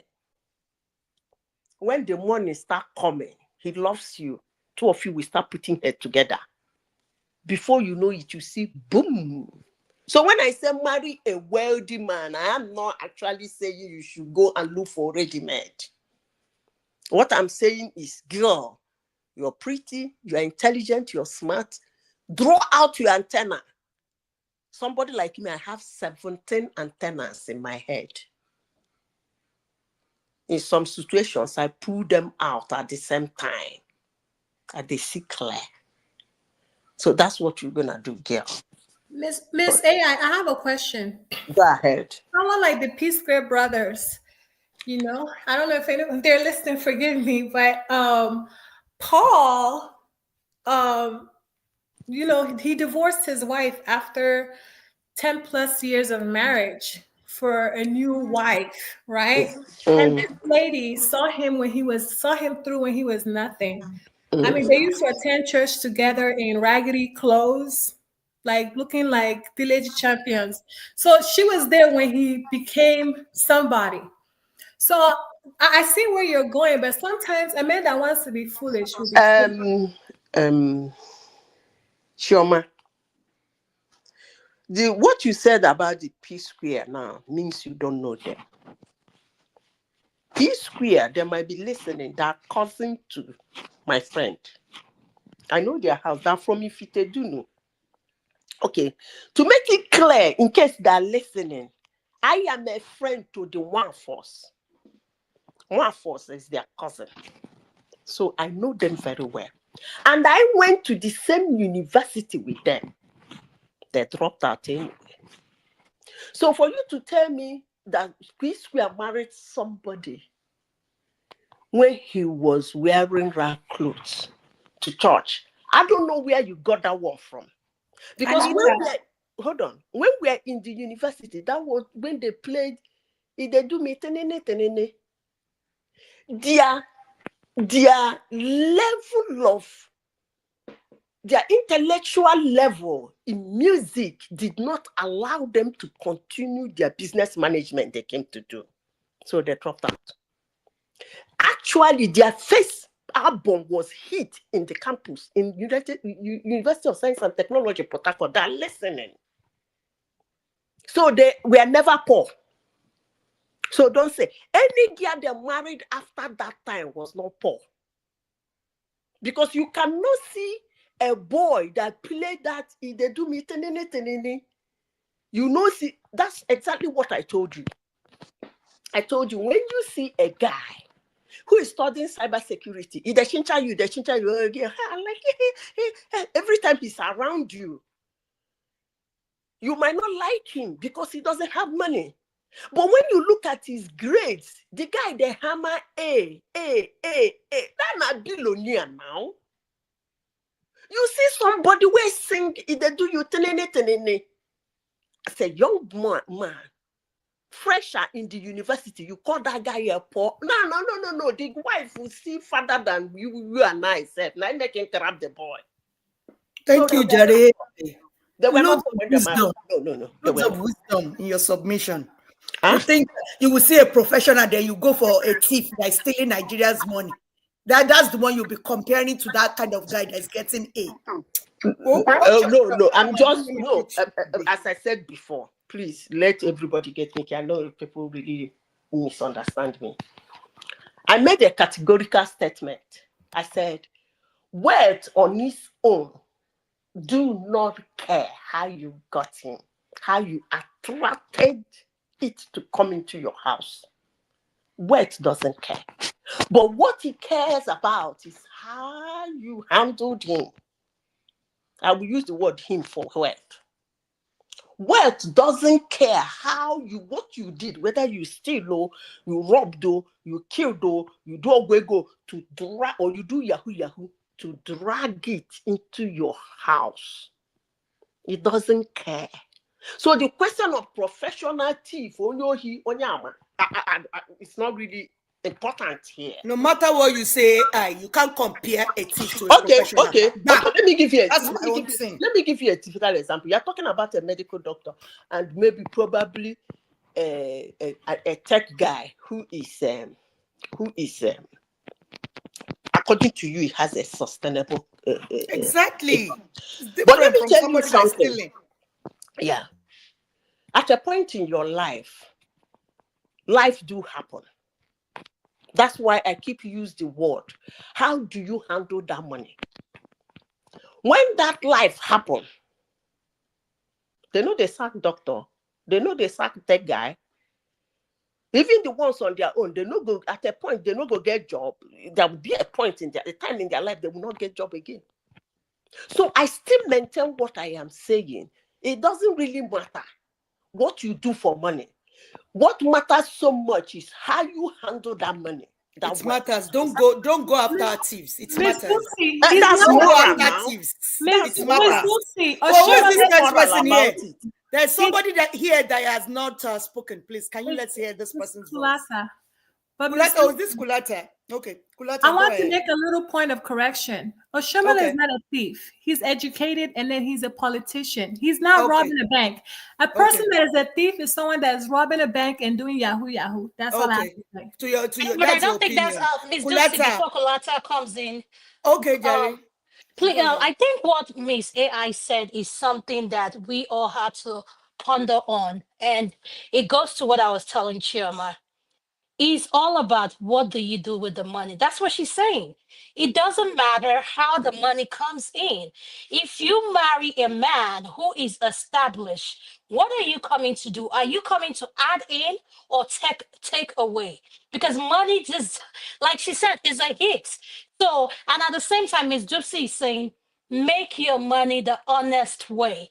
And Chioma is saying, I want someone who is very important. Established. A politician, a lot of them are not clean. To be politics is a dirty game. That's why it's called politics. I'm not saying politician. You gave me only an option. You say, will I marry a doctor? Let's go with Kulata. I will soon close the show. Okay, let's hear Kulata. Where is Kulata? I answer my question first. That's what I want to answer. I made a statement. Maybe you didn't hear me. I am a woman. A lot of things that pertain to my life, when it comes to my personal life, I take it very seriously. The question you ask, will I marry Oshiomhole? The answer is capital no. Because, let me tell you why. I will still get that kind of person that I already have that looks better because my antennas are always on. If you like, privately, I can send you my husband's picture. So I'm not that person that I want something. I will remove. Yes, when it comes to my personal life, that I have to live with the rest of my life, I have to open myself, all my 17 antennas. I can still get something that can take care of me, like Oshomole will comfortably take care of his wife, but looks better than Oshomole. So categorically, no, I will not stand that look on a bed. Thank you. Thank you for being honest. Well, a lot of all these kind of conversations, I just laugh. For someone, me, that I used to date one ex-minister's daughter. I mean, externally rich and all that stuff. By the time you get close to it, I mean, his ex is decades ago, so it doesn't even matter. No longer rich. He died a poor man. But many girls, they look from outside and say, no, it's what they see is based on the external show of wealth. That's not wealth. You just think it's wealth. And when it comes to someone even that has high disposable income, or decides to make his income more disposable rather than reinvest, and you get attracted to that, the fact that you're one of the slim pickings because he has choices, so you're just going to be one of his choice, and once it goes south, you're dispensable. You're going to be dispensed off. And for marrying generational wealth, the people that have managed to pass their wealth at least through 2 generations, let me try and be conservative, that wealth has been moved from one generation to the other, and the wealth didn't go down, it went up. Those kind of families are very classist. If you're brought, I mean, it depends on the luck of the draw you find. I mean, I'm not going to use the same brush to paint any family. But if, for example, you're not on their level of wealth and you're brought into the family, depending on the family you meet, you will regret it, because your marriage will be like they're doing you a favor. God bless you, you don't have any other family request to say let them pay for one of your family members or let them do something. So when it comes to generational wealth from one family to the other, it's a class system. I was very specific about being able to move generation to another. Real wealth is being able to identify potential. The best, in my own estimation, this is just my own opinion, this is not empirical by any stretch, is to get someone that has a future and you guys can build a future together. That person, I mean, may be wealthy already by the time you meet the person. That's hereditary. Hereditary, yeah. Wealth, yeah. So someone that you can see, like Zita explained, you can see his path, that the path will hardly go wrong. It may not be demonstrating the wealth by spending lavishly and all that stuff. It may just be reserving, and the time to spend, he'll spend. The time to conserve, he'll conserve. Those kind of things, at least for someone, a woman not coming from extreme wealth, that's your best bet. If you join a multi-generational wealthy family, they'll put it in your face that they're doing you a favor. If whatever material thing you get, the stuff you get, because stuff is stuff, you get tired of stuff. Everybody, I mean, the clothes, the designer clothes you bought 10 years ago, everyday trash today. You get tired of stuff. But if they're going to constantly remind you of where you came from, then you're willing to put off for that because of stuff, then go into it. And also, when you look at all these frivolous, is a politician today, when politicians get out of power, they go broke. I've seen it firsthand by myself. So, I mean, no formula works for whichever one, but in my opinion, your best bet is to find that doctor or that guy writing code or that guy importing from China and doing this, building branches, or the guy that's looking at this startup, and you guys get in there, you bring value into his game, so you're going to be worthwhile. If you can add value to his life and you see him build the wealth, that's your best bet, because literally you have 50% to that wealth. But if you're brought in, you're dispensable. The way you're brought in is the way you're going to bring another person in. And if you're brought in into a family, one family that's been passing wealth all over, I mean, you see it in England, you see it everywhere in the world. You're going to be the anomaly. You're going to be the black sheep that everybody looks down to because they normally marry their type. So that's my own 2 cents on the discussion. I know you're referring to someone like Meghan Markle, right? God bless you for that submission. You just spoke like a wise man. God bless you. Chioma, are you listening? Chioma, they go are you listening? No, you guys made something small into like something big. You asked me a simple question. Would I marry an ugly doctor or Oshomole, right? I said I'll be with Oshomole because I can make a doctor's money. You see what I'm saying? Why? You cannot. You cannot. No, you cannot. You cannot. You cannot. You cannot. Why can't she? You cannot. Why can't she? You don't know me personally. She cannot. Why can't she? Why can't she? She cannot. I don't get this argument. Why can't she? I have dubbed 2 doctors, okay? So why can't she make a doctor's money? And a surgeon. Why? Because they're she not should show us her pay slip. Me and Chioma will talk. They're not How my much you show me her pay slip? Hold on. Calm down, everybody. Calm down. I think this is a wrong argument to make. Chioma is leaving. She said, I can make a doctor's money. What she's saying is that projecting. She is looking for something that is beyond her limit. Okay. Thank you.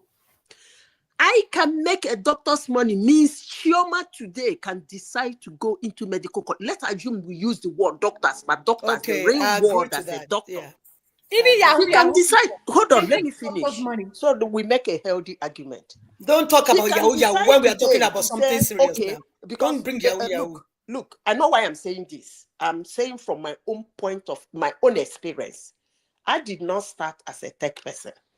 Actually passed through I ended up being a STEM. Okay? So I did not start as a tech. So I went around science, engineering, math, and blah, blah, blah, blah, blah. Then I came back to tech. I did project management for so many years. So I decided, I woke up one day and said, I am going to change my career path. And I went into it. It was 180 degrees. And everybody was like, hey, what the heck is this woman trying to do? I said, but I got nothing to lose. I go there.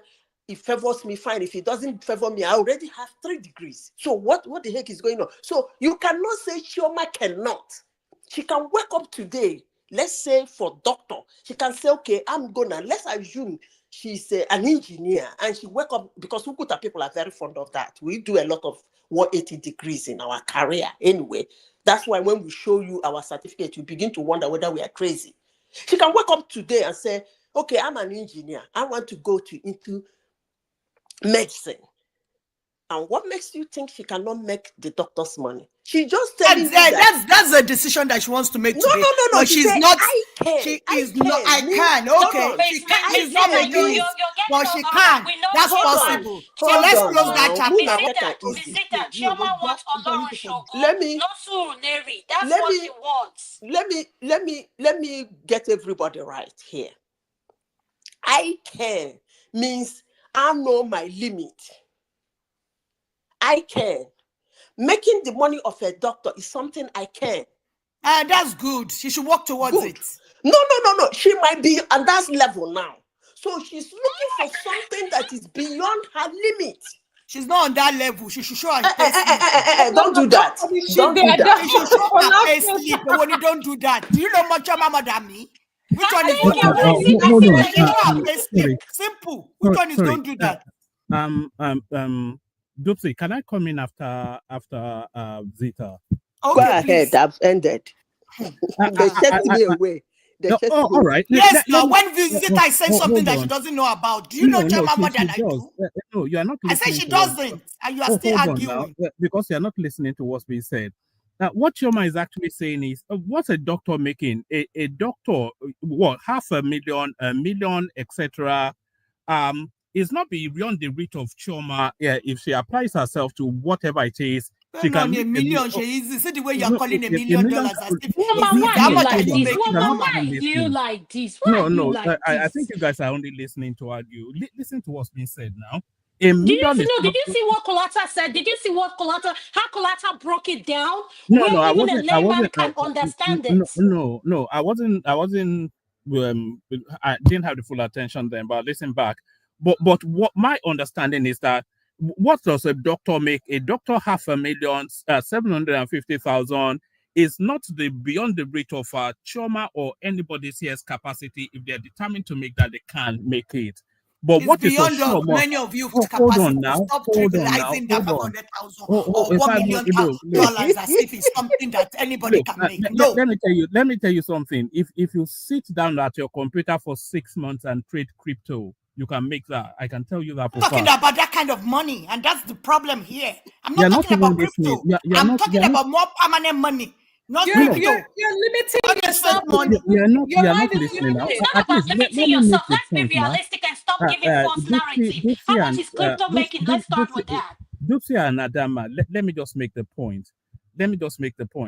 Now, my understanding of what Chioma is saying is that a doctor's wage is still a salaried wage. It's the top tier salary wage, but it's still a salaried wage anyway.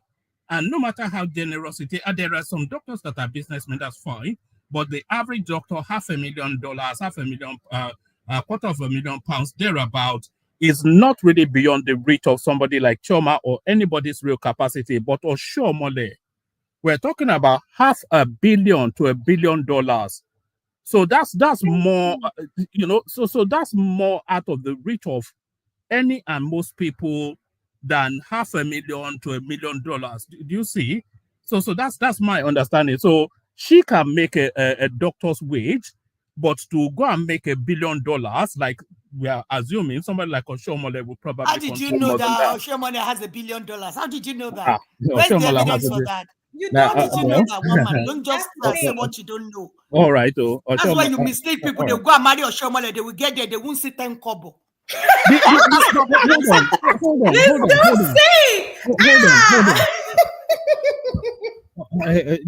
Don't say Oshiomhole we want more than $1 billion. So let me just show you something. Just wait 1 second. Let me show you something. You see this person that I'm about to show you now. She's a hair hostess. She was the beauty queen in her family, and she's a lawyer as well. She comes from an upper middle class family within her country, and guess who she's married to? Oshiomhole. So if I'm telling you Oshiomhole is what $1 billion, this is Oshiomhole's wife right there. So for him to be able to marry somebody like this, if it's not worth the better part of $500 million, is not anywhere. This is Oshiomhole will worth $1 billion easily. Well, man, you showed a picture and then you equated it to $1 billion. Do you know how many of those kind of faces $1 billion can buy? You think $1 billion can marry this girl? That's the most ridiculous. That's the most ridiculous take on $1 billion I've heard in my life. Do you think $1 million can marry this girl? This girl right here. Yeah, I can probably marry her with $100K. This girl. Yes. Bless you. Correct. Yes. Correct, guys. Yes, now. Adama gave me an option. She said, would I marry an ugly doctor or Oshiomhole? I said, I can make a doctor's money. Anybody can make a doctor's money. But Oshiomhole is something I can take risk on than an ugly doctor. Simple. How did you know you're going to get anything from Oshiomhole? Oshiomhole has 100 of you in his closet. If you want to so how do you know you're going to get any money from Oshiomhole? Why are you so good at you don't just put I'll take that risk. I will take that risk. No, you just like you take that risk. There's so many of you that will take that risk. You get that thing. You can call me stupid. You can call all of us stupid. But the reality is, I'm not going to take a risk with an ugly doctor because I can make that kind of money. I mean, even small Yahoo boys. I'm just giving you an example. It's not good though. And don't compare Yahoo boy to a doctor. Please do not. In crypto and don't even compare Yahoo. Go with your Yahoo boys. Don't compare them to professionals that are working hard. They make I've never seen a Yahoo boy. I don't know what they look like. I don't mix it with Yahoo boys. I can't give an example of a Yahoo boy. I'm talking about online. What? Please describe them. What do they look like? Adama, stop changing the subject. I'm just giving an example. What do they look like? You say Yahoo boy. Give us description. What does it take to be a Yahoo boy? Tell us. They look like your people that are working hard for their money. You are bringing Yahoo and politician into. Okay, let's end the show. I'm not even happy today. Let's end this show. Because I'm sick and tired now. We're talking about people that are working so hard for their money. They are professionals. You are bringing politicians that are stealing a Commonwealth. And we are bringing Yahoo. You know that Kulata makes professional money and shit money are the same money. No one is greater than the other. Whether Yahoo money and what? Yahoo money. Money is money. Money is not money. I disagree totally with that. Money is not money. I don't respect Nigerian politicians, for example. I don't respect them. So somebody like Choma that worship them, I don't even see you as somebody that has confidence in yourself in the first place. Choma, do this exercise. All these politicians that you're seeing, look at the last generation of politicians, the ones that died in the last 5 years or are dying right now. Go and check their current net worth compared to a doctor that maybe even built a practice, and tell me who is better off. And also, hold on. Let me land. Also, look at the calamities, the women that got discarded with those politicians, and then look at those doctors, maybe the single woman that grew together with that doctor. Tell me who is better off. I've known women that when we were growing up, we used to go to their houses in Ikoyi. By the time I started working, I had to be giving them money. They married rich, they ended up poor. Me, struggling guy out of university, had to be supporting some of them. So what you think? I mean, anyway, I don't have to say any more than that.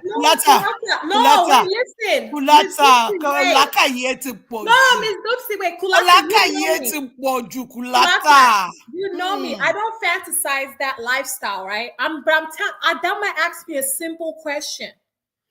And based on my Choma, you let it know you like money. Don't say you don't fantasize. Mama, you like money. You like say the way it is now. I can marry a guy that is. And Madam, don't get me wrong. I love money too. At the moment, I don't cherish politicians. I like money too. But I'm very, very calculative when it comes to money. All the what Kulata say is something for our viewers, every one of us to ponder in. And Miss I said, even a guy who is just starting over has potentials, but you will. We want someone that is established. We want someone that is generational wealth. All you're going to do is just look pretty, go to the gym, and do that. Do you know how many of you they have in their beck and call? Please, that's fine. That's your problem. That's not my problem. That's not my problem. We will build our own generational wealth together. That's your problem. I'm not worried about that. What I'm saying is that I don't fantasize that lifestyle. I can marry a broke guy at the moment, just like what Ms. Zita said. If he has potential, I can see that my antenna is big too. You get what I'm saying? My antenna is very long. So I can see it when a man has potential. But I'm answering your question. Honestly, you asked me, would I marry an ugly medical doctor or someone like Oshomole? And I said, I'll take the question is, I asked you, will you go for looks or money? And you said money. And I'm still saying it too. I'll go for money. And I'll still go for money. I'll go for money. I'm not in money. I'm not in my 20s anymore. When an ugly doctor is coming to me. Adama, you said I go for Oshomole. Oshomole, that his money will finish tomorrow. Adama, you said you would go for looks. I said I can't go for looks. And I said, Kulata put the question, will you marry Oshomole? You said yes. And I said, no, I cannot marry Oshomole. I don't care how distant, how much money he has. I can't, because I want to be able to cuddle with my husband at night and look at his face, like rub his face, not when I turn and I get scared and I turn to the other side. No, you can use pillow. You can use pillow and cover his face and continue the action. You can pretend that every day is Halloween and hug him. Exactly, Clarissa is right. But the reality is, you know, I'm not in my 20s, right? So I don't have that fantasy. But if this two men are presented to me, I will take risks with Oshomole. I'm not lying. Then a doctor. Because I can make a doctor's money. I can find a man that can make more than a doctor's money. I'm sure Kulata makes double what a doctor makes. I don't make double. Don't put money in my Yes, he pocket. does. He's lying. Don't put money in my pocket. So if you can make a doctor's money, shouldn't that be one of the reasons why? Then that means initially, I mean, you'll be able to double your family's income. No, Wouldn't you be better off? Well, hold on. Wouldn't you be better off for it than just being one of the picks? I can settle then. That means I'm settling. I can settle. That's fine. But if you It's not settling. It's investing. No, it's settling. That's your business, Kulata. No, it's not settlement. That's a wrong choice of words. Is it you're investing in your future? No, it's settling because you gave me an option. Oshomole is part of the option. Oshomole Dangote is part of the option you're giving me. There's no investment if I'm going for the lesser one. I will always take the guy with the much higher income. I'm sorry, I will. And I'm not going to leave them. If you give me those two options, yes, I will go for Oshomole. I will go for Dangote. Even if you can make an ordinary, who are the people that is in low rank of what are you doctors? bringing to the table? What are you Yes, bringing to I'm the not table? that's the point. I don't have to bring shit. I don't have to bring nothing to the table. I'll really? Bringing a woman. Wow, convenience. Wow. You want me. You see what I'm saying? You got me there. I am not bringing any shit to the Period. table. What the fuck I'm bringing anything Chioma, for? do not bring any shit to the Period. table. What? Bring what? I said, And I've seen a lot. I mean, I'm old enough to have seen a lot of women that didn't bring shit to the table, and I know exactly where they were before driving. Hold on. Driving Mercedes 560 SEL. If you guys are old enough, you'll know what I'm talking about. And today, entering Molue.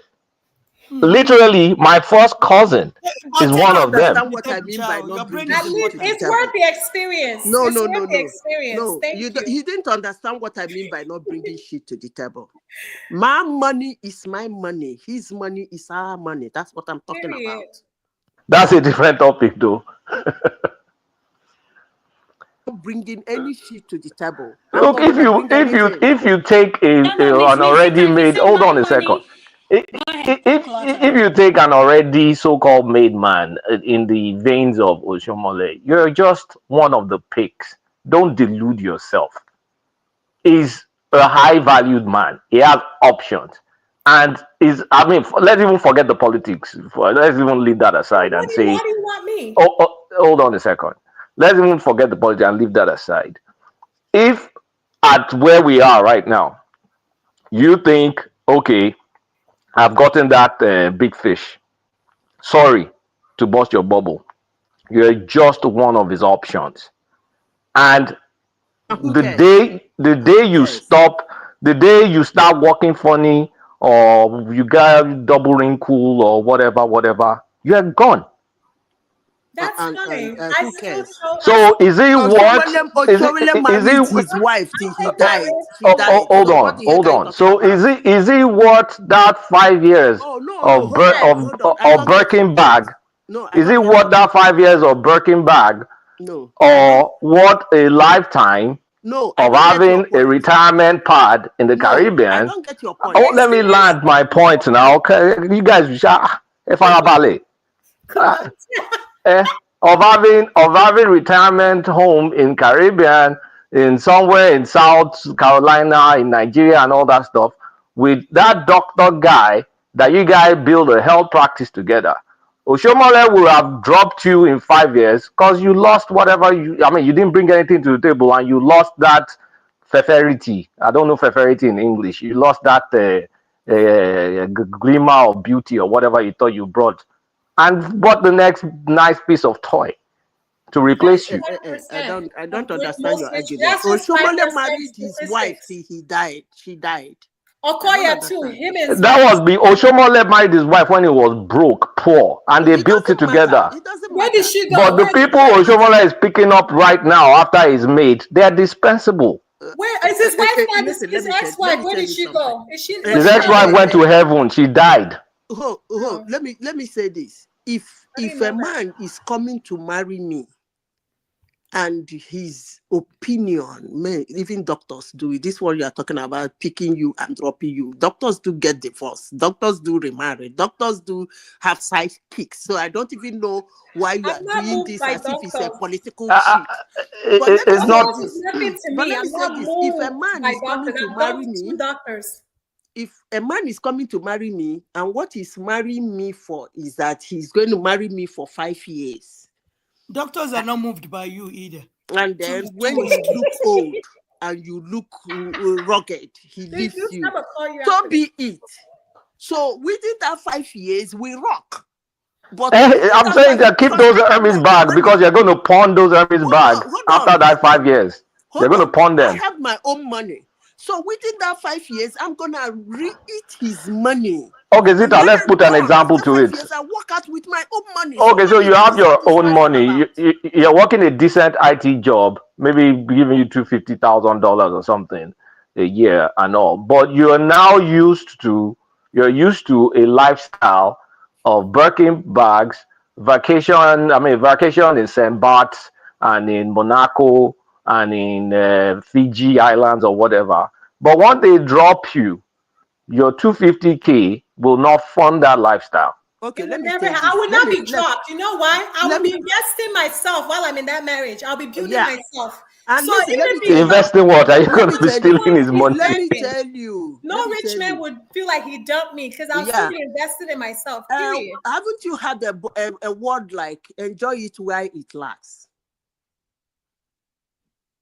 You have fun when it lasts. Go to Atlantica. Go to all over the world. Have fun. After 5 years, he say he's done. You give him a little finger, walk away. You will still. But the flip side, the flip side is this: that doctor will end up building a practice, right? Let's just say, let's use an example: cardiology practice or something. His wife. Well, it happens. I'm not saying it doesn't happen, but when you look at the statistics, you and I love. We probably have engineering backgrounds or maths background. What are the odds of some rich old man dropping you versus a doctor that worked hard with you dropping you? The odds are in favor of the doctor. Nothing is certain in life, but we look at the odds, and you can't dispute that. So you have better chances of growing with that doctor and growing meaningful wealth with that doctor and enjoying the better part of your life with that doctor. Is it guaranteed? No way, it's not guaranteed, but the chances are just better. Okay, so Kulata, right? For example, someone like saying that right? Because somebody is a professional, the person behaves better in marriage. I don't know where you got all that one. No, I said the odds. I don't know. The odds. What I'm telling you is that anyway. If I'm going for the money, I go for the money, and I have fun while it lasts. And not just have fun, Madam Zita. You build your own source of income as well. You're building your source of income if you said you're bringing nothing to the table. So in the initial time to the marriage, I'm not bringing shit. I'm not contributing nothing. But his money is my money. His money is my money. I'll use it to do whatever the F I want to do. Period. I'm not just gonna be buying Birkins. I'm not stupid. Not only that, I'm not gonna bring anything. I pay nothing. Please always take your brain to the table. Take your brain. Thank you. Please take your Take your brain to the table. Don't leave it behind, right? Don't leave it behind. Take your brain. It's not about Birkin's bag. It's about you investing. Why the guy gives you money? With men, so let's be realistic. It's not about Babati is coming here to fight you. Babati will tell me Dipsy. Babati is coming here to fight all of you. You think those guys, they don't invest their money? They're fucking rich. They are richer than Oshiomhole. Most of them doctors. They are richer than Oshiomhole. That's into your brain. Thank you for coming to support the hardworking doctors. Yeah, thank you. Good morning. Good morning, everyone. All the men listening, if you have some cash, if you're single, She has to sign that prenup. If you're listening to me, very important. If she's not willing to sign any prenup, please don't get married to her. So, because, just listen, if you're a single man out there with no kids and you have something going on, prenup is very important in 2024. Very, very important. And to Kate's point that he made earlier, I think men that have resources and are well-to-do and are single and, they've built their life up. Women that have this belief that they can pick anyone up and just marry. And I mean, those guys are smarter now. You just toys to them. This kind of women get run through. When you show up at the golf course, for example, they know what you're looking for. Trust me, they do. And you get used. So what happens is your 20s is just, you're going to just run around with different bunch of doctors, engineers, business, traders, or whatever they are. And in your 30s, you're going to have to go check with that guy at your friend zone. And what happens is you become unhappy. So the idea, like I think it was one man or kid talking about, it's better to build with a man. You see that potential, you build with him. Why he also wants to build with you as well. So you empower him, he also empowers you. But in this year, we live 24 now. If you find any man above 35, okay, any black man above 35 that is single, no kids, and is earning close to $1 million, it most likely in America we want to date a white girl below 24 or 25. So once you as a black woman cross over 30 years and you're single and you're still you're looking for a rich guy, it's just practically I'm not saying it's not possible, but it's very hard. Because a man making close to $1 million single with no kids in that age bracket wants a younger woman. So your age comes into play here. So that's just what I have to say. I didn't want to take your time, but because I didn't even plan to come up. I know you're offended because we said that, we're settling with doctors, right? But that was the only options. No. No, you don't. No, settling. I mean, the word settling, because one has to be very careful using that word, because you can be delusional and then come back to reality. That's not settling. That's where you were supposed to be in the first place. So, yeah, somebody wants to marry Jesus Christ, then he said this for Apostle Paul. Apostle Paul was the only chance you had in the first place. I'm just using an example. Sorry, I'm not. But you get my point. So delusion is not the bar. Unfortunately, for most women, in the modern women, that is unfortunately that's the bar now. They think that I have good friends. I have people that I know. They are close to 45, 46. I mean, they make $1 million easily. Smart, educated engineers, women but they want to marry a single black man that is also 45, 46. I'm like, listen, girl, a 45-year-old black man with no kids will not date you. He wants somebody younger. And for some reason, they don't understand that. And I'm tired of even trying to save them again, like it is your life. So it's that reality check that is very important. But once again, I actually came up for the men. If you're a young man listening to me, you're over 35 years old, you have close to $1 million in your account, you have your life together. If you find any woman, she has to bring something to the table, and she has to sign a prenup. Very, very, very important. And don't get married in Tennessee, because prenup doesn't matter in that state. Be very, very careful where you get married. She has to sign a prenup with you, and she has to bring something to the table to help your business or to help you grow. Very important. Baba T, God bless you. God bless you so much. That prenup part is very important. And if you're dating someone that starts with C, please make sure it's double prenup that you have. double, please. So, Baba T, this is 2025, right? Yeah. That's what we regular people do. Okay, you want someone to build with you, right? But if a lady, so don't judge my option, my decision here. Right. But if I was given this option, right, even you will still go for Shomole, right? And there's nothing wrong with that. There's just the better of the worst. You get my point? Yeah, you can. If you want to go for Shomole, you can go for Shomole. And to Kulata's point, it's a class system. Like when you come from a wealthy family, in most cases, it's arranged marriage with their friends' kids. I mean, I have my older brother married my father's best friend's first daughter. It's like a set-up arrangement since they were kids. That is just the way it is. And if you marry into that kind of family, like Kay said, they will always remind you of where you came from before marrying them. That will always be there. They will always, anytime you misbehave, they will always remind you, listen, we know where we found you before you joined this family. And God help you if you don't have a son. Okay? So I'm not saying that it doesn't work out for some people, but the best, like Kay was talking about, is to build with somebody. Now, how you get to pick that person is a different conversation. No, Choma is breaking up. Choma's audio, I don't think.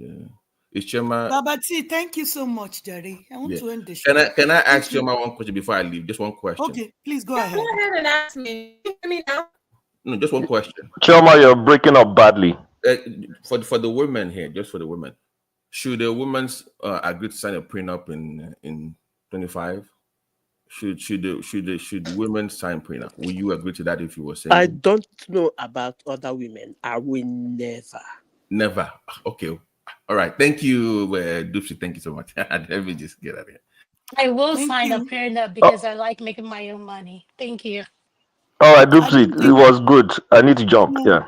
Okay, Kulata and BT, thank you so much for coming. I appreciate you guys for coming in. AI, thank you so much, my sister. Adama, thank you so much, darling. And I don't know where thank you. Choma. This was a good section. I think Choma is going to come back. She was definitely so bad. Yeah, this was a good section. Yeah. Thank you so much for hosting. Thank you, Adama. Yeah, if you can go ahead and tell us your final submission before you go. My final submission is we need to be careful what we ask for and be realistic in what you expect as well. And at the same time, like BT said, yes, if you're going to marry someone, please sign a prenup. It is very, very important. A prenup is very important. And do not bring someone into your life that will not add or help you grow what you have, because all they're going to do is drain you dry. Thank you. Yeah. So thank you so much, Adama. I really appreciate all your submissions today. Very brilliant. Have a good one, sis. We'll see in the comment section as usual. Definitely. I love you. All right. Yeah, love care. you so much. Thank you so much, Adama. God bless you. Yeah. Thank you, everyone, for joining us today. Thank you, Joel, Woman, Chioma, Arogidigba, Adama, AI, BT, and Kulata. Thank you guys for coming to share your own opinions regarding all the topics we discussed today. I so much appreciate each and every one of you. And I'm still expecting Chioma to come back because she's going to actually shut everything down. So Chioma, if you can make your way back, that would be great. So thanks everyone. And if you can bring up the people that gave us super chats, Chioma or One Man, I hope you guys are still there to bring up the people. Okay, Kulata, thank you so much, Kulata. Thank you. Kulata again. Thank you, Kulata. Thanks so much for always supporting us. And that's mine. Loye State. Thank you so much, sir, for always coming to support us. And that's me saying thanks for attending our Sunday sermon today. And Aro, that's Aro. Aro, I want to know the name of your wife. Please let me know. The next time we come here, you have to tell me more because I really want to know that person. Thank you so much, Aro, for always coming to share your brilliant perspective on different topics here. Thank you, everyone. We'll see you again next week, Sunday. Is Chioma here? Woman, are you there to shut it down? Thank you, everyone. Yes. Woman. Okay. Thank you so much, Woman. Thank you for always giving me the opportunity. I've got nothing but love for you, boss. God bless you. Say hello to your family. God bless you, boss.